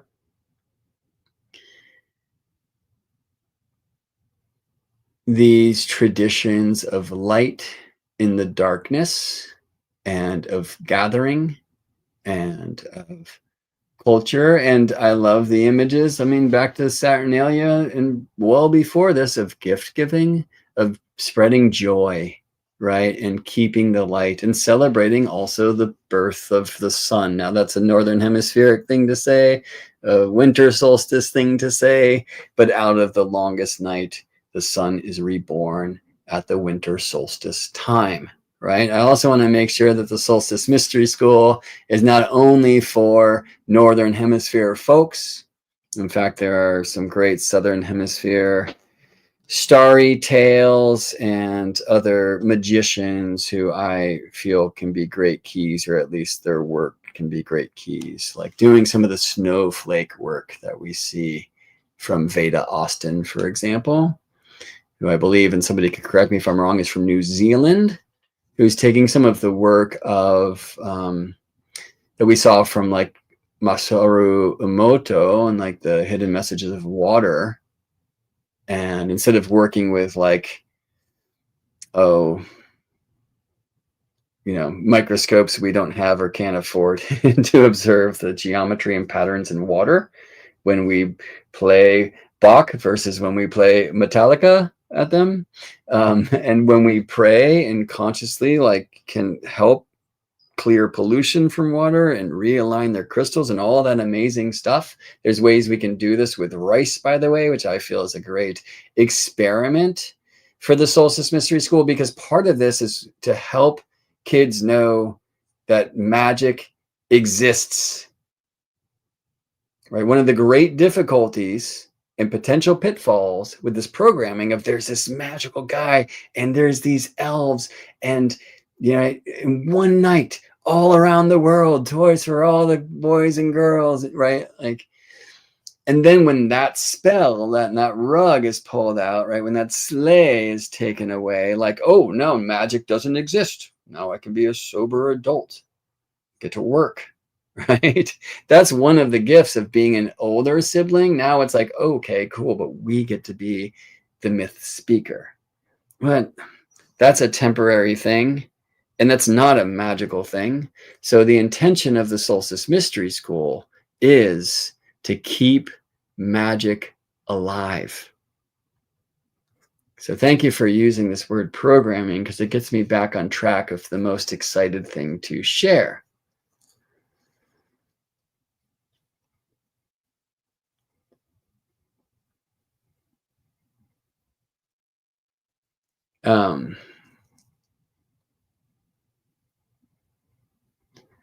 Discerning Light says, I just figured it out pretty young, but I just love that my parents were going through so much to make magic. And so that's a fun one. It's like, yeah. But let the parents have their fun, right? I love that retrograde perspective of this whole thing. Like, oh, I know, but I'm not going to let them know that I know, because they get to have so much fun. That's a brilliant thing to see.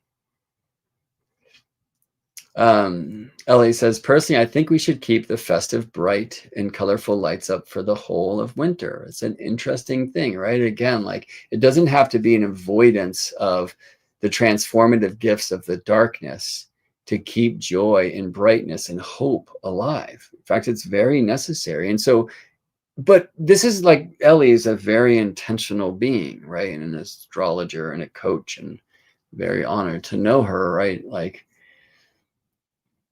I know deeply that she's not one to avoid the opportunities of transformation in the dark nights or the dark seasons. And Ellie lives in England most of the time, where it gets really, really dark, more so than it does here, right? So, but there's something about keeping joy and hope through it all. But we do this intentionally and do this in a way that's not esoteric, but intentional, right? And shared with the kids. It's a whole different type of culture creation. I think you would agree.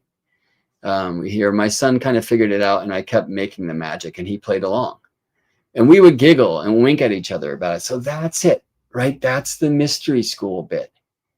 And how do we keep that going? And that many levels, right? And so many mystic traditions have many levels of initiation. This isn't following any path that's been laid before. But the general idea would be, oh, okay, see, I see that you have awakened from level 1.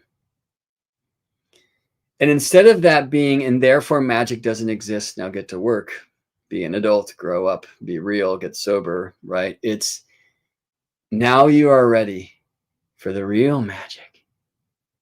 And after level 2, now you are ready for the real magic. And you can keep this going. And through the levels, you're actually developing tools of real magic. All right, so what are those?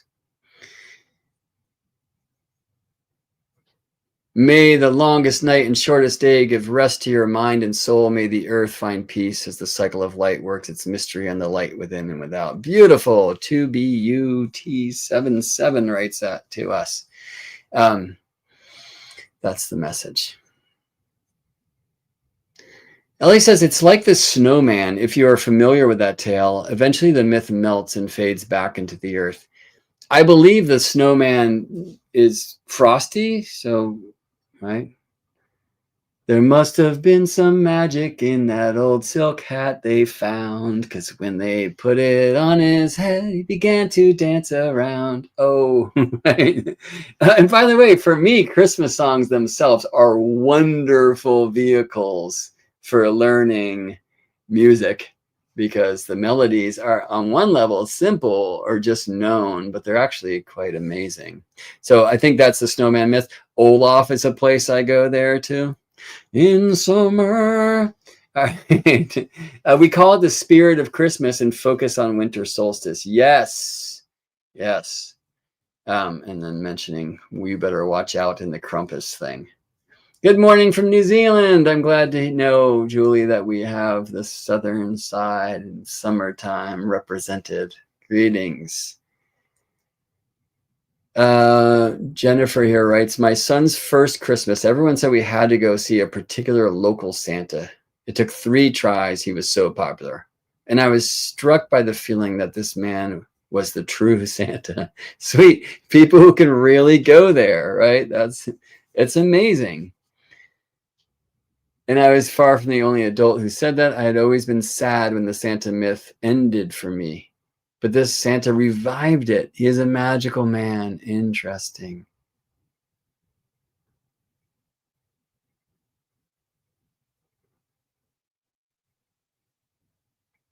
So here's one repping Hanukkah. 8 candles and 8 nights of presents versus fun Christmas traditions and pervasive Santa spirit ultimately led to loving the light and enjoying family food and friends. Yeah, it's interesting that there can be like cultural competition, right? I mean, yeah, look, who are the chosen, right? Which methods do you need to use to actually make it to heaven and such, right? That's obviously an interesting thing. We want to make this to something that's super inclusive, and that's like where some of the challenges of the astronomy that I found, which are around the Christmas myth and around the Northern Hemisphere experience of the sky, fail.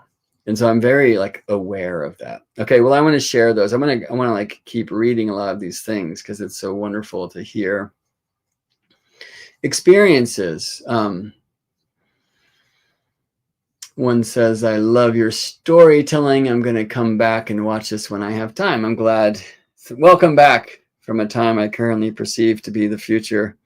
I hope it's everything you thought it might be when you left. All right. Okay, so let me tell a little bit more of my story. So back to my nephew, Kyle, who years after his whole, Mom, are you the tooth fairy? Yes. Y ratoncito también. Sí, yo soy ratoncito. That's my favorite. And the Easter Bunny, all those people were lying, right? Well, don't even tell me about the big guy. Okay, so years later, they were now living in Tokyo. And I was out there for solstice time, for Christmas time. And my sister, who like got interesting well before I did, you know, was really interested in bringing the kids out into nature and to have a solstice hike. And we did. And we went, did we go to Mount Fuji? I'm going to have to ask her tomorrow. I think we went to a different sacred mountain. You know, like a cool thing is in that tradition, the Shinto tradition, you know, like the mountain is the spirit, right? You don't need a temple. Like the mountain is the temple, and you climb the mountain and you get close, right? So it's really great that we went for a solstice hike. I was very interested at the time, like helping the kids learn more about what I love and the sacred astronomy and the importance of the shifting of the seasons.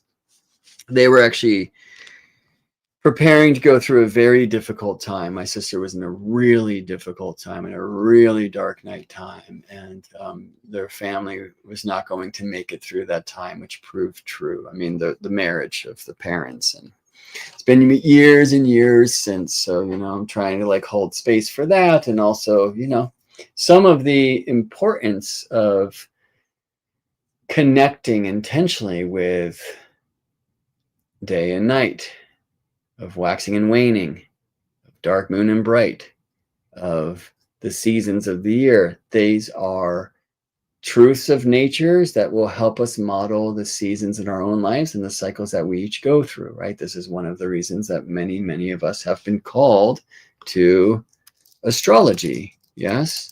Because as students of cycles, we can see that there are endings and all of those things. Middles, and that time relates to other times, and it's wheels within wheels and all of the fun stuff. Yes. All right. Anyway, so we were there and we had this wonderful hike. And that night at their beautiful lit up Christmas tree, and there were all these gifts. It looked like a nutcracker in there, It's probably reflecting on how my sister was Clara in the Las Vegas ballet for a few years. So that was something that was part of our tradition when I was young. It's a very different rat than Ratoncito Perez. Mouse King.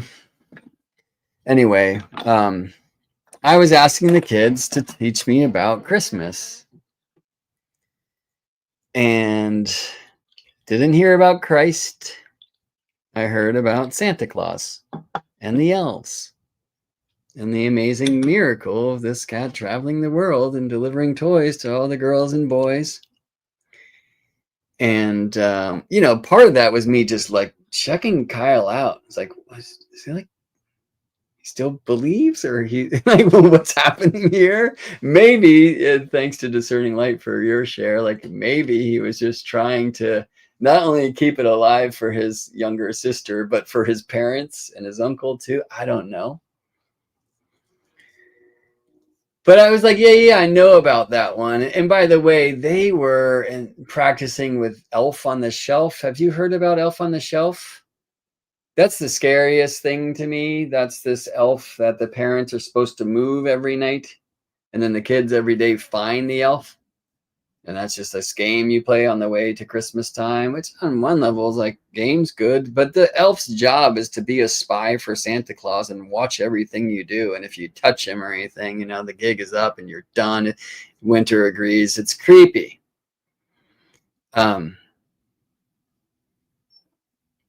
Super creepy. Ellie wrote, love that. So fun. I think you're speaking about something I was speaking of earlier. Maybe, I'm not sure. They call it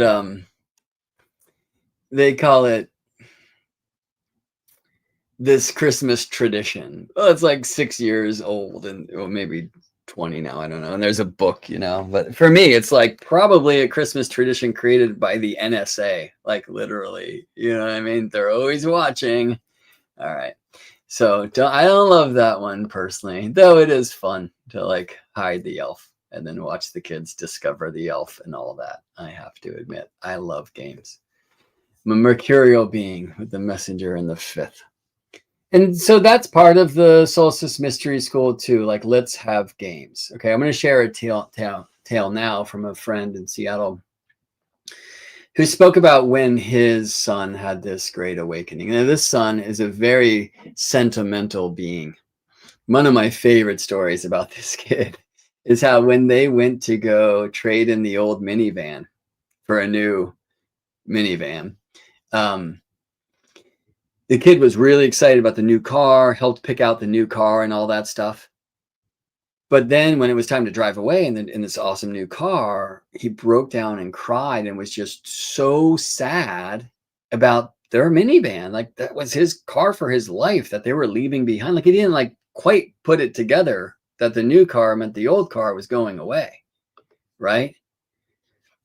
And he said, fortunately, the salesman at the car place was totally cool and let this kid just literally like burn out the entire cell phone battery of his dad's while taking a photo of every scratch and dent and every hubcap and the steering wheel and where the car seat used to be and the booster seat now is, and just all the things, right? Crying the whole time about having to like leave this van behind. It was like a pretty beautiful story, in my opinion. I just hear my daughter's voice as I'm saying that. Hi, baby.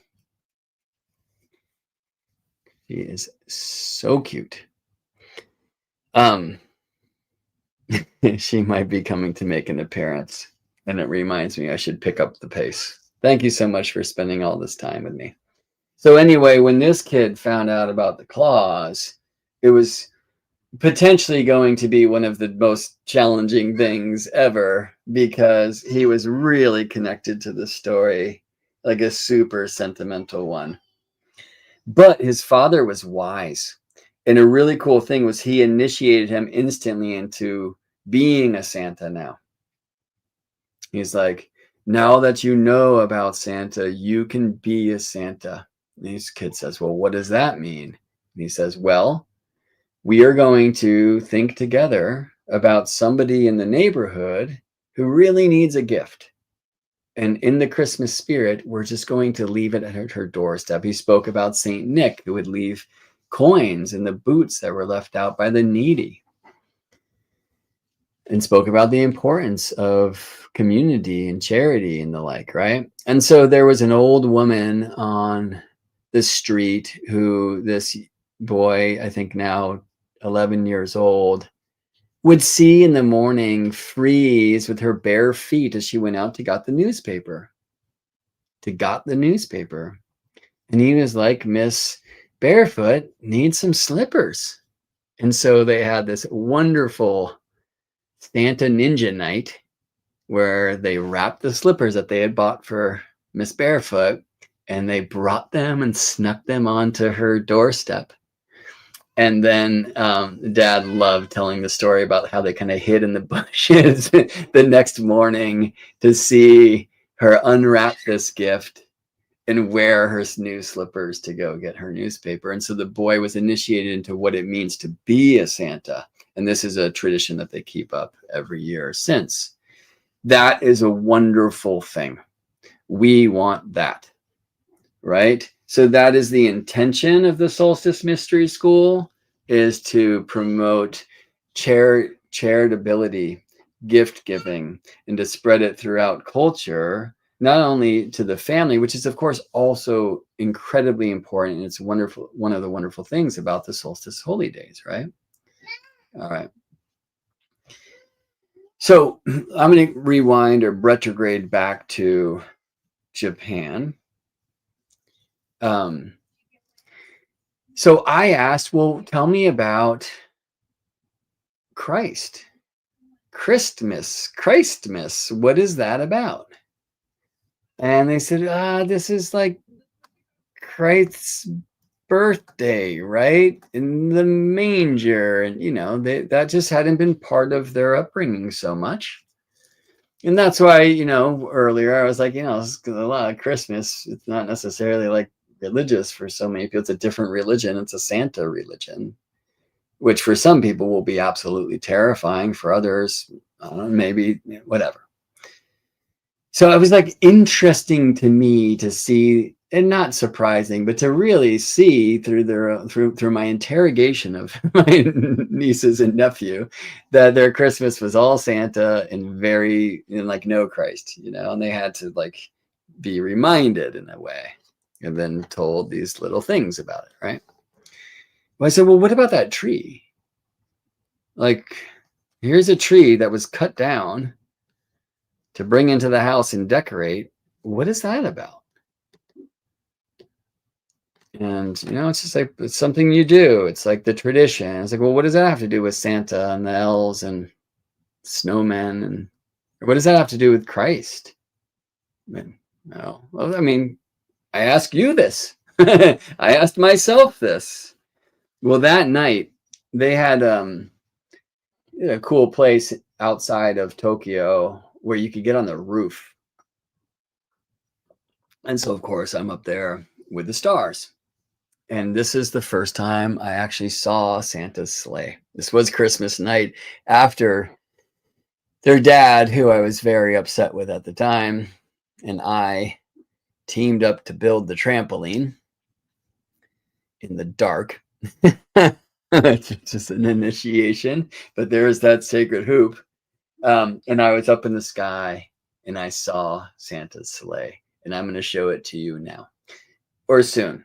Because first, I just want to share the idea of the Christmas Mystery School or the Solstice Mystery School, which is to utilize some of these great stories and myths as ways to initiate children through the different levels of the wisdom traditions. My role, and one that many of you, I assume, would share because you are, like me, students of the sky, would be to bring about the sky knowledge. And so I'm going to share you some of the keys of that now. Okay, so we'll talk a little bit about Santa and his sleigh and the primary motion of the day, and also the Christ and the secondary motion of the year. But we would want teachers, guides, initiators from many different magical traditions. So I mentioned Veda Austin before, who I've not yet met or spoken with, but she's doing some amazing work with showing that you can like work with frozen water intentionally. Like if I sit with water as it's becoming ice and just contemplate Santa Claus, Santa Claus, Santa Claus, Santa Claus, Santa Claus, it's probably going to look like Santa Claus, right? Go look at Veda Austin's work and look at the work of Masaru Emoto, right? And so there would be opportunities like that will help children as they're coming out of one particular spell to know more than they used to that magic is quite real, because they will be in practices, magical practices. Okay, so we can play psychic games. Like, would it be possible if we take a coin flip and really focus on heads for us to defy the 50% statistical reality that heads are going to come up half the time if you flip the coin 100 times, right? Like, can we get to 70 heads or tails if you prefer, be you, right? Can we do these practices and there's so many of them, right? But also I want to bring in woodworkers, ceramics.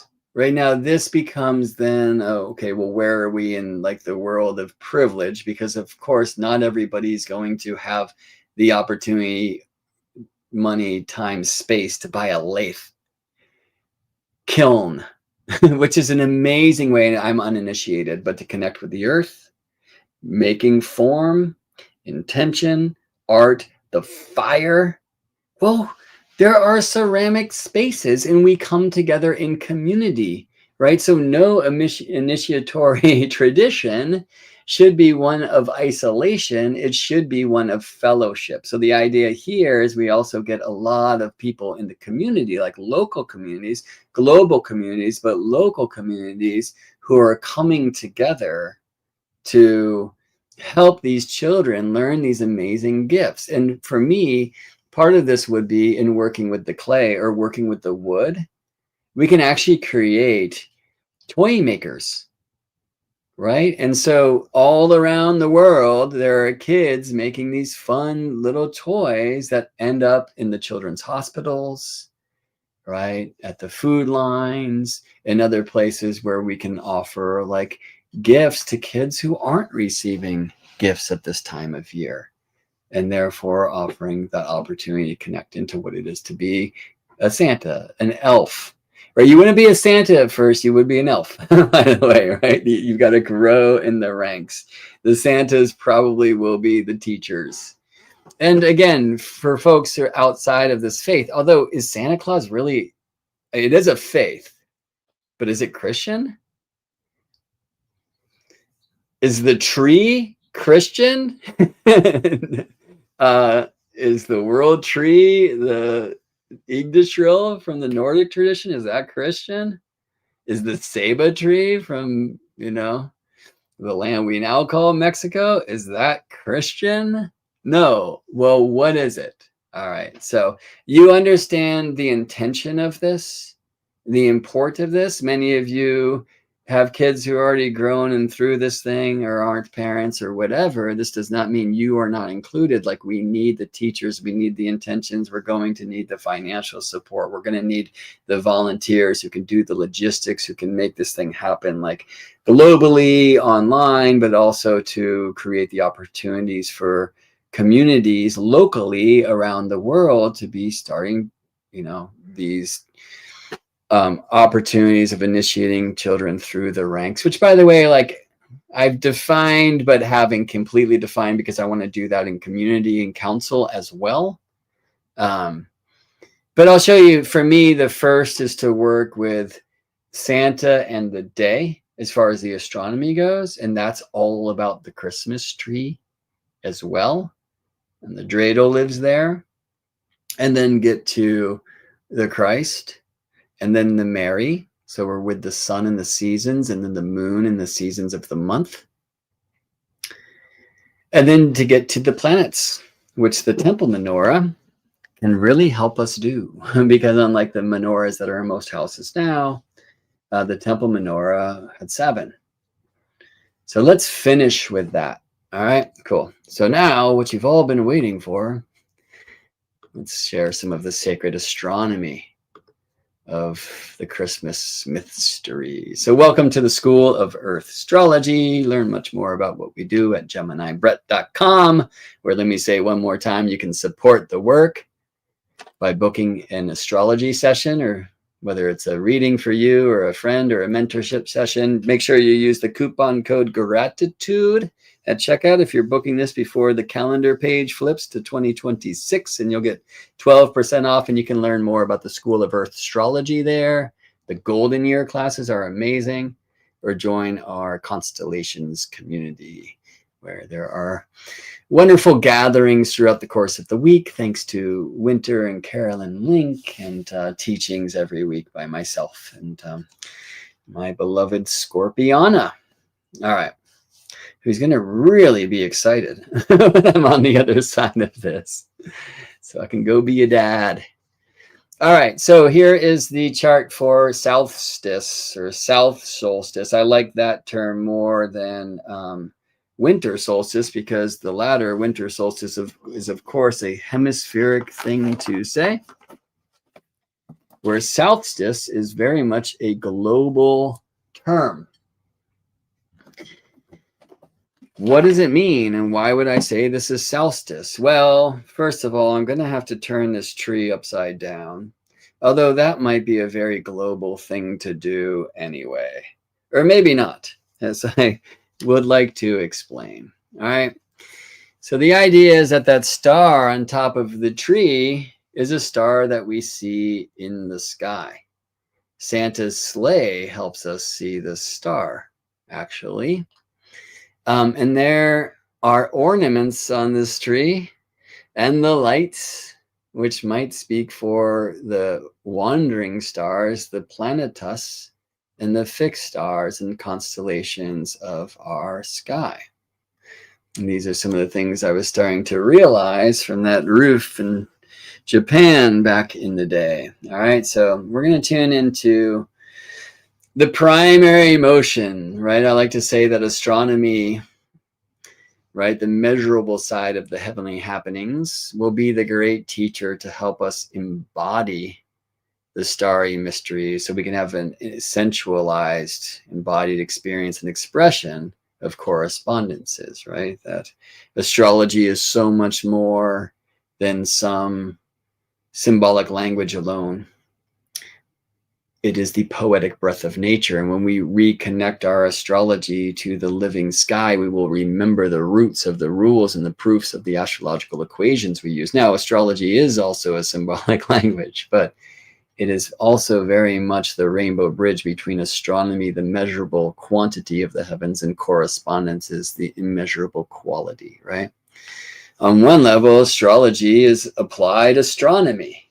right? So are there cycles in the heavens that influence our energetic experience as earthlings? Yeah, how about day and night? Right? So the earth is spinning through her own shadow. In this spinning of the earth, which in astronomy we call the primary motion, the motion of the day, brings that winning of Horus at sunrise and the winning of Set at sunset, right? Day and night. Well, there's a pole that this earth spins about. I like to call it the sword of our stone, or the spine of Gaia. It's not actual a structure, this thing, but it is pointing through the north and south poles on Earth, the terrestrial North Pole. In other words, Santa's place. Feel that? And then pointing in the sky to the celestial poles, right? So again, I like to call it the spine of Gaia. And the equator, I like to call the circle of matter. That's the plane of this rotation. But here we see the world tree. Now, it's not my favorite expression of this graphically. I've updated this since this time. But for me, this is Yggdrasil, or the Seba tree, or the world tree, right? It's the tree about which our planet Earth spins. And there's a star at the top of that tree. It's called Polaris, pole star, North Star. It is the star in the center of your screen. This is a time-lapse star trails that I created through a series of photographs in Sedona, Arizona, many years ago. But I'm just pointing the camera north and taking a gazillion pictures, and then the camera computer puts this whole thing together. But you can see that all these stars are making concentric circles about that star, North Star. Now, Polaris, because of precession, is not always our North Star, right? It hasn't had that name for too long, or our pole star, which is why we call it Polaris, right?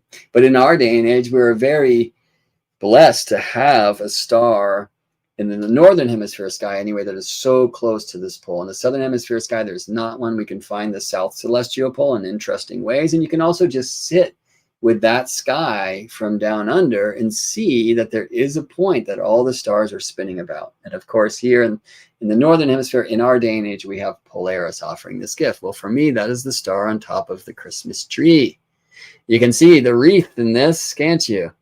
And there's many ways to use the wreath as the circle of the year, etc., right?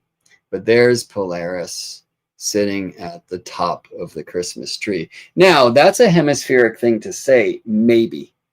To say that north is the top, the star, and the southern hemisphere is the trunk, that's a terrible thing to say. However, Earth is moving north through space. Right? There are ancient wisdom traditions from the southern hemisphere revealed that knew this, who called the northern hemisphere the bow of the ship and the southern hemisphere the stern. We haven't known this in like modern science until the time of William Herschel, who discovered the so-called apex of the sun's way, that we're moving generally towards Vega, which used to be our North Star, and now it's Polaris. But generally speaking, we're moving Earth north. Right? South is where we come from, ancestors, and north is where we're heading. So I don't think it's wrong to consider the northern side the star on top of the tree. All right. Well, the other stars, the lights on the tree, will lay underneath the pine and coniferous tree during the day and look up through its branches, and you'll see the light coming through, the sunlight coming through, looks like stars on a Christmas tree. Right? Anyway, Polaris is the star on top of the tree, or the angel, if you'd rather go that way. All right. As I said before, the equator, which is the plane of our day, right, our Earth's daily spin, I call the circle of matter, because this is a story of matter. Now, this wouldn't be taught so quickly to the kids. And we wouldn't start just like this anyway. For those who are on the Santa scene, probably even before going with the world tree and the Christmas tree, we do some Santa stuff. All right. Here, we're looking above Santa's home, the North Pole. And by the way, when you see that plane of the day, the equator from that place, isn't that interesting? Don't we see the circumpunct, the symbol that we currently use for the sun? Now, you can also see in that Earth orbiting the sun, or from Earth's point of view as it is throughout the year, the sun orbiting the Earth. But the glyph that we use for the Earth is the cross of matter inside the circle of spirit. This is all, by the way, like level 3 in the initiations. We're going to get back to level 2, which would be more of Santa in the sky. But this is a really wonderful opportunity to see this fourness. Right? Because now, not only are there these hemispheres of day and night, and there are, but there's quadrants. There's the spaces on Earth that are currently experiencing those times between sunrise and midday, right? Or between midday and sunset, between sunset and midnight, or between midnight and sunrise, right? And these are the teachings. This is what I'm here to share and help remind not only astrologers, but humanity, including the kids. So this is part of the gift that I want to offer in the Solstice Mystery School initiation path. All right, well, dig that the dreidel. Do you know the game? Like there's 4 sides, right? And one will win you all the gold in the pile, right? Another side says you take 1. Another says you put 1 in, right? There should be another where you put all your stuff into the pile, and there's kind of not. But why would I say that? Well, think about the seasons of the year, winter, spring, summer, and fall, in correspondence with the seasons of the day. What do I mean by that? Midnight is like winter solstice. Sunrise is like spring equinox. Midday is like summer solstice. Sunset is like autumnal equinox, right? So we have fall and winter and spring and summer, right? Well, spring is we get some light. Summer, we get all the light, right? Autumn, we give some light back. And in the middle of the night, we give all the light and in full darkness, right? So this is one of the ways where I feel like the 4-sided dreidel in that game, which would be a wonderful thing to just play, and then later say, well, what is this? Of putting some gold, oh, that's the sun, right? Into the pile, taking some gold out, taking all the gold, giving all the gold back, right? Or maybe there would be more balanced ways of 1 versus 2 or 3 or whatever, right? But anyway, giving some light, taking some light, that kind of thing in regards to training for the seasons of the year and the seasons of the day. All right, so the world has now stopped, and we can just highlight places where currently the sun is rising, reaching, resting, or rooting. Astrologers, you'll know that as the sun at the ascendant, midheaven, descendant, and IC respectively. It's in the medicine wheel. And so coming into those teachings as an opportunity to get more cultural. I guess I should have put some buttons, pushed some buttons to get here before I was speaking about the dreidel. But there you go. For me, this is a way that the dreidel mysteries can join the Santa story. But let's go there. Santa lives at the North Pole. Right? Why? And how does Santa's sleigh in the sky bring us there? Because the North Pole is, of course, on Earth, the terrestrial North Pole, but it's also in the heavens, the celestial North Pole. Now, there's Santa's sleigh. And this is what I saw on that rooftop in Japan.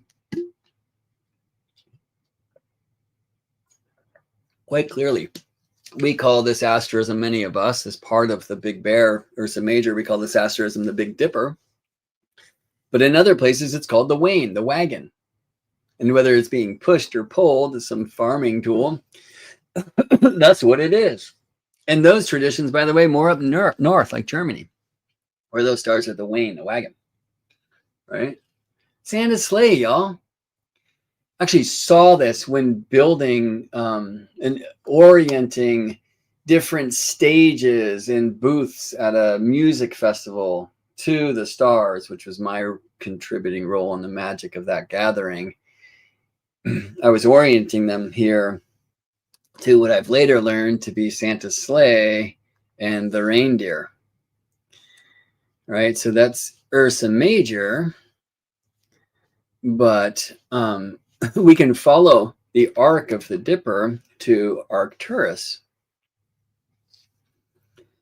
This is an older image, more Babylonian, right, of a field worker in the wagon. And here's Santa's sleigh. And there's this whole train of reindeer that continue on through stars of modern day buotes, or the herdsmen, to the bright red star Arcturus. We often teach in the sky, follow the arc to Arcturus, the red-nosed reindeer. So if you have kids who have been in the Santa myth and are kind of coming out of that spell, and you're worried about, oh my God, how do we keep magic alive? What do we do? Show them Santa's sleigh in the sky and how you can follow the arc of reindeer to the red-nosed reindeer, the giant, beautiful, powerful star Arcturus. You might want to not start talking about Arcturians and stuff. I might never, but some of you might be into that scene. There's many people who are on the Arcturian trip who can't point Arcturus to me in the sky. Well, those who have been initiated in the Solstice Mystery School will certainly know where the bright nose of Rudolph the reindeer lives, right? So we can follow the arc of the Dipper, or of the wagon, or of Santa's sleigh to the bright red star, follow the arc to Arcturus, follow the reindeer to Rudolph, right? But also Santa's sleigh points to Polaris, points to the North Celestial Pole in our day and age. Now, 2,000, 5,000 years from now, it won't as much.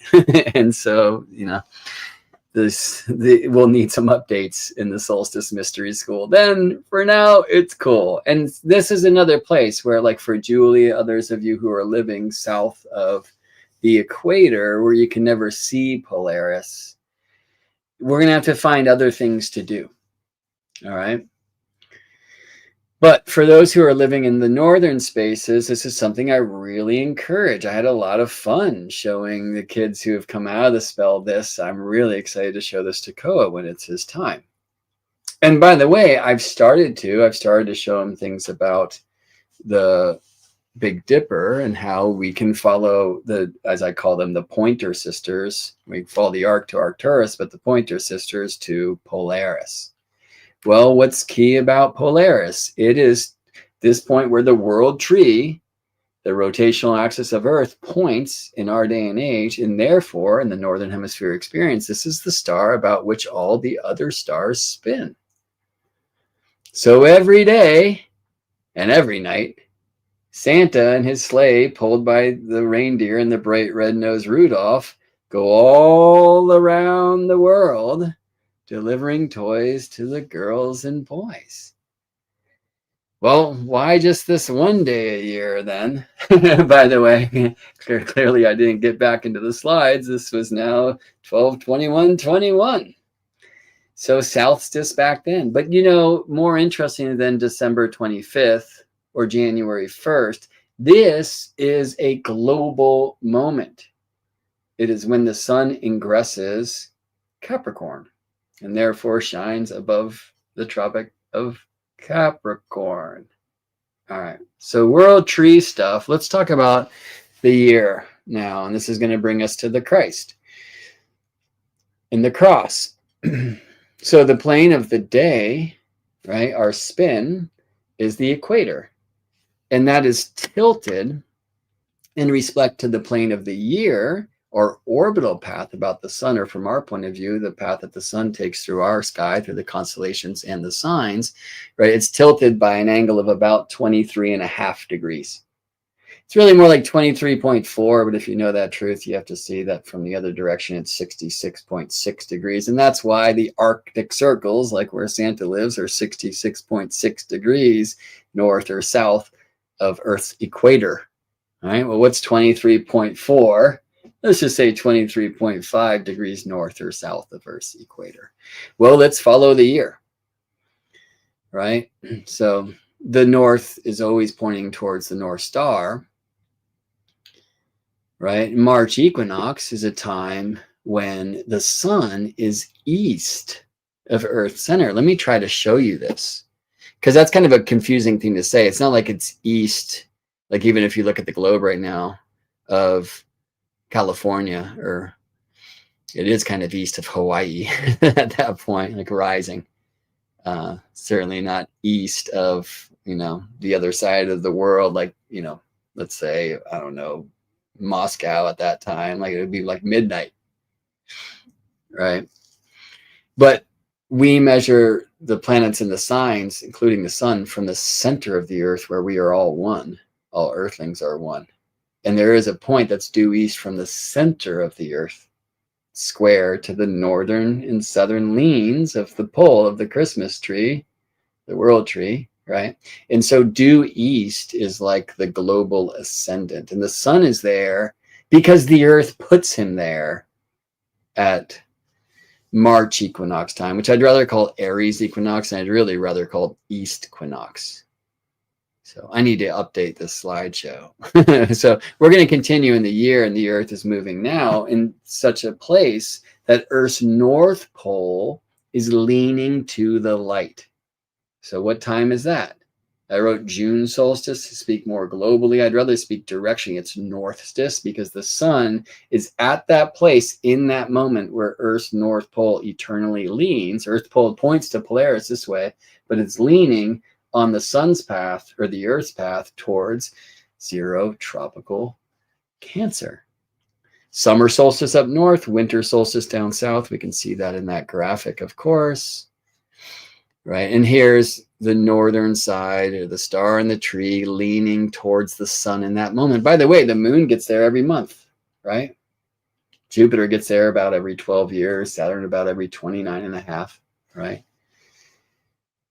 Like so many sacred systems of ancient wisdom traditions, the tropical zodiac is a directional device. And one moment each year, the sun is on the north side of Earth, right? So that's the sun ingressing tropical Cancer at the Gemini Cancer cusp. And now Gemini, Leo, Virgo bring the sun through the northern signs, now south to the west point. Sun's Libra ingress is when the sun is due west, not of New York or LA, but of the center of Earth, where we all connect. And it's fun to not show my newest slides, which reveal these keys much more secretly, because you might not be yet ready for Christmas or Solstice Mystery School Level 3. All right, let me just show this to you in another way. Earth's southern pole is always leaning towards a particular place. And when the sun gets there, because of Earth's orbit, right, this is the sun ingressing tropical Capricorn. Well, on that day, when the sun is at the place where Earth's tree trunk leans and the sun ingresses tropical Capricorn, the sun is directly above Earth's Tropic of Capricorn. Tropics comes from the Greek tropikos, which means turnaround, because that is the southern bound of the sun's path. And then the sun stops, solstice, and starts moving north, very slowly at first, quickly at equinox time, and the sun will cross the equator, right, until it gets to the northern extreme, which is the Tropic of Cancer. So we can model this throughout the course of the year as the sun moving from its southern bounds when it becomes the goat, and either climbs the mountain or climbs back down if you're in the southern hemisphere. The sun at equinox is on the equator. All right, well, let's look at this time from the goat, which climbs the mountain. The image on your screen, you can see the sun at the most southern point south of Earth's equator. That's the Tropic of Capricorn. Okay, that's not only on Earth, 23.5 degrees south of the equator, it's in the sky, 23.5 degrees south of the celestial equator. If you haven't seen this yet, you haven't studied with me, but this is also coming quite quickly. And certainly we would not like take the kids through this quick, or anybody, right? But it's really important to know, because you'll be attacked by so much of the memes of the masses to believe that the tropical zodiac is purely seasonal or purely symbolic, even because the stars and the signs aren't aligned like they once were. And because the constellations that embrace the ecliptic plane, the zodiac, aren't pretty 30-degree slices of sky. And something about Ophiuchus, right? No. The tropical zodiac is very, very real, and it's a directional thing. And 0 tropical Capricorn at Earth's Tropic of Capricorn is the southern point, right? So what you see down below, this like sine waves, it's a solar serpent or the ecliptic snake, which gets most south at the Tropic of Capricorn, and then that's the goat that will climb, or if you're in the southern hemisphere, that will come back down, right? So here's that goat sun. That happens every month in Earth's orbit when the trunk is leaning towards the light. All right. And then here's the sun returning to east equinox, to this east point, to the cross. Do you see this? This is the sun passing over the equator. So this cross of the plane of the year, the ecliptic, the sun's path, our orbit, our year, and the day, our daily rotation. The world trees plane is the equator, and they cross in 2 places, the equinox, so 0 Libra, and then east of Earth, so like a global ascendant. The ecliptic, the sun's path, passes over the equator at this cross. The sun is on the cross at Passover time. Sound familiar? So this is the cross of the year. This is basically where we get to in level 3. So the first level is just the myths and the stories. And then we come into Santa's sleigh that directs us to the North Pole in the sky. Well, there's a North Pole in the sky. Yes, it's the star on the tree. And we learn about the day and the seasons of the day and connect them to the seasons of the year. Then we come into the seasons of the year. Because when you start talking about Christ is crucified at Passover, because Christ is the sun in the sky, and Passover, which you may know, like the angels of the night passed over the homes where ram's blood was painted, right? And you start challenging some of these stories as astromythic stories, you're going to kind of get in trouble with folks who are of particular faiths, right? And so like this isn't going to happen until kids are kind of mature enough to understand that like this is for you, like this isn't something you go screaming around or rubbing in people's faces or something. You don't challenge other people's beliefs. Like this is to cultivate an understanding connection to the sacred sky. By the way, bunnies don't lay eggs, right? So that's a fertility thing that's about aligning to Easter. Some say that would be Ishtar, who is what? Morning star Venus, morning east, or Ostera, goddess of the dawn, which happens in the east, right? So this is the sun east of Earth passing over the equator at that point of our global ascendant. And in the northern hemisphere, of course, this is a time of great fertility. So bunnies, say no more, and eggs, right? Now, again, we need to look at southern hemisphere approaches to these starry mysteries. But of course, there are seasons there, and the seasons of the north and the south, the eagle and the condor complement, and that's an important part of the teachings as well, right? All right, so why the ram's blood? Well, my friends, it has nothing to do with the ram constellation, although that might look like, you know, the horn that is blown to celebrate the new moon and other sacred times. But actually, the constellation in the sky that looks like the Aries glyph are the fishes. And it's the eastern sky itself, where if you look east, especially at the equator, stars that rise south head to the south, stars that rise north head to the north to circle the 2 poles. And you just get to see the Aries glyph is actually in the sky, in the eastern sky. So at east equinox time, we honor the ram. The ram has nothing to do with the stars that we assign that name to. The ram is because the eastern sky rises like the horns of the ram. I live 38 degrees north of the equator. I need to tilt my head 38 degrees to see it. The equinox or equator, it's perfect, right? And then like the horns of the ram, it hooks around to set in the west.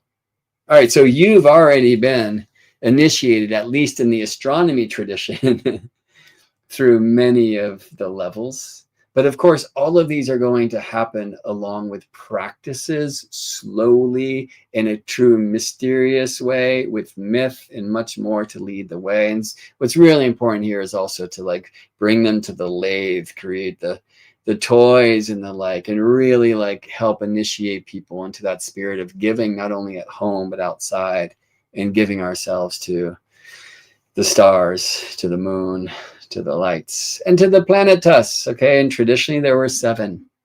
So you can see why the temple menorah, right, with 3 on one side and 3 on the other, and the big one in the middle, who's that? And the candle that's used to lit the others, that's the sun, because of course moon, Mercury, Venus, Mars, Jupiter, and Saturn are delivering sunlight to our view. So that candelabra or menorah, especially of 7, would be a huge piece of this. Here's me inviting folks to the astrology school, which began in 2022, when I shared much of these in 2021. Well, you can still find at GeminiBrett.com recordings now of the golden year of classes that were recorded that year. They are amazing. Deep dives into fundamentals or sundamentals of this embodied approach to the heavenly happenings. That's fun. You can also hear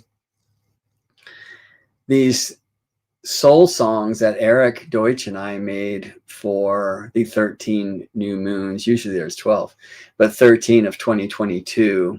At GeminiBrett.com, you'll now see there's just a moon songs link. And I should share now, I should have an image for this here, but chartsong.com is a new website that Anna just created for Eric and I. We create musical expressions of birth charts. It's a wonderful gift to give.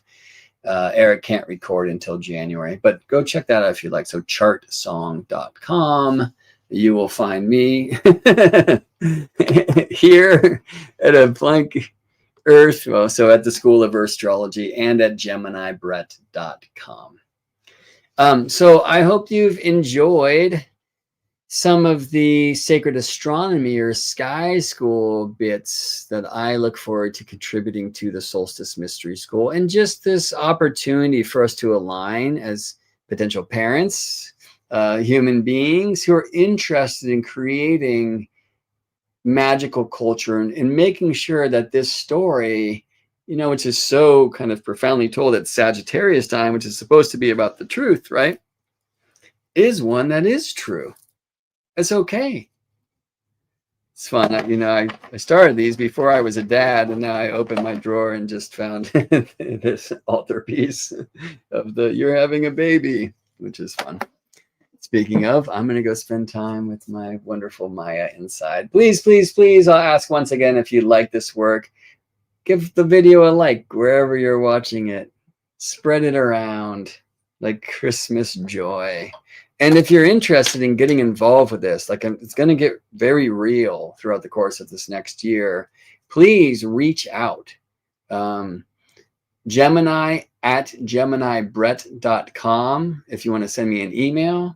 But also, I'll be sending out an invite to my list to just say, hey, who wants to get involved with the Solstice Mystery School, where we help ourselves and our kids like not be dispelled or believe that magic doesn't exist because some story that of a lie that was told. But no. That was actually just level 1 to bring you into the mysteries that show us that magic is a very real thing, and that the power of our consciousness can actually be seen experimentally to be very real, especially when we come together in community and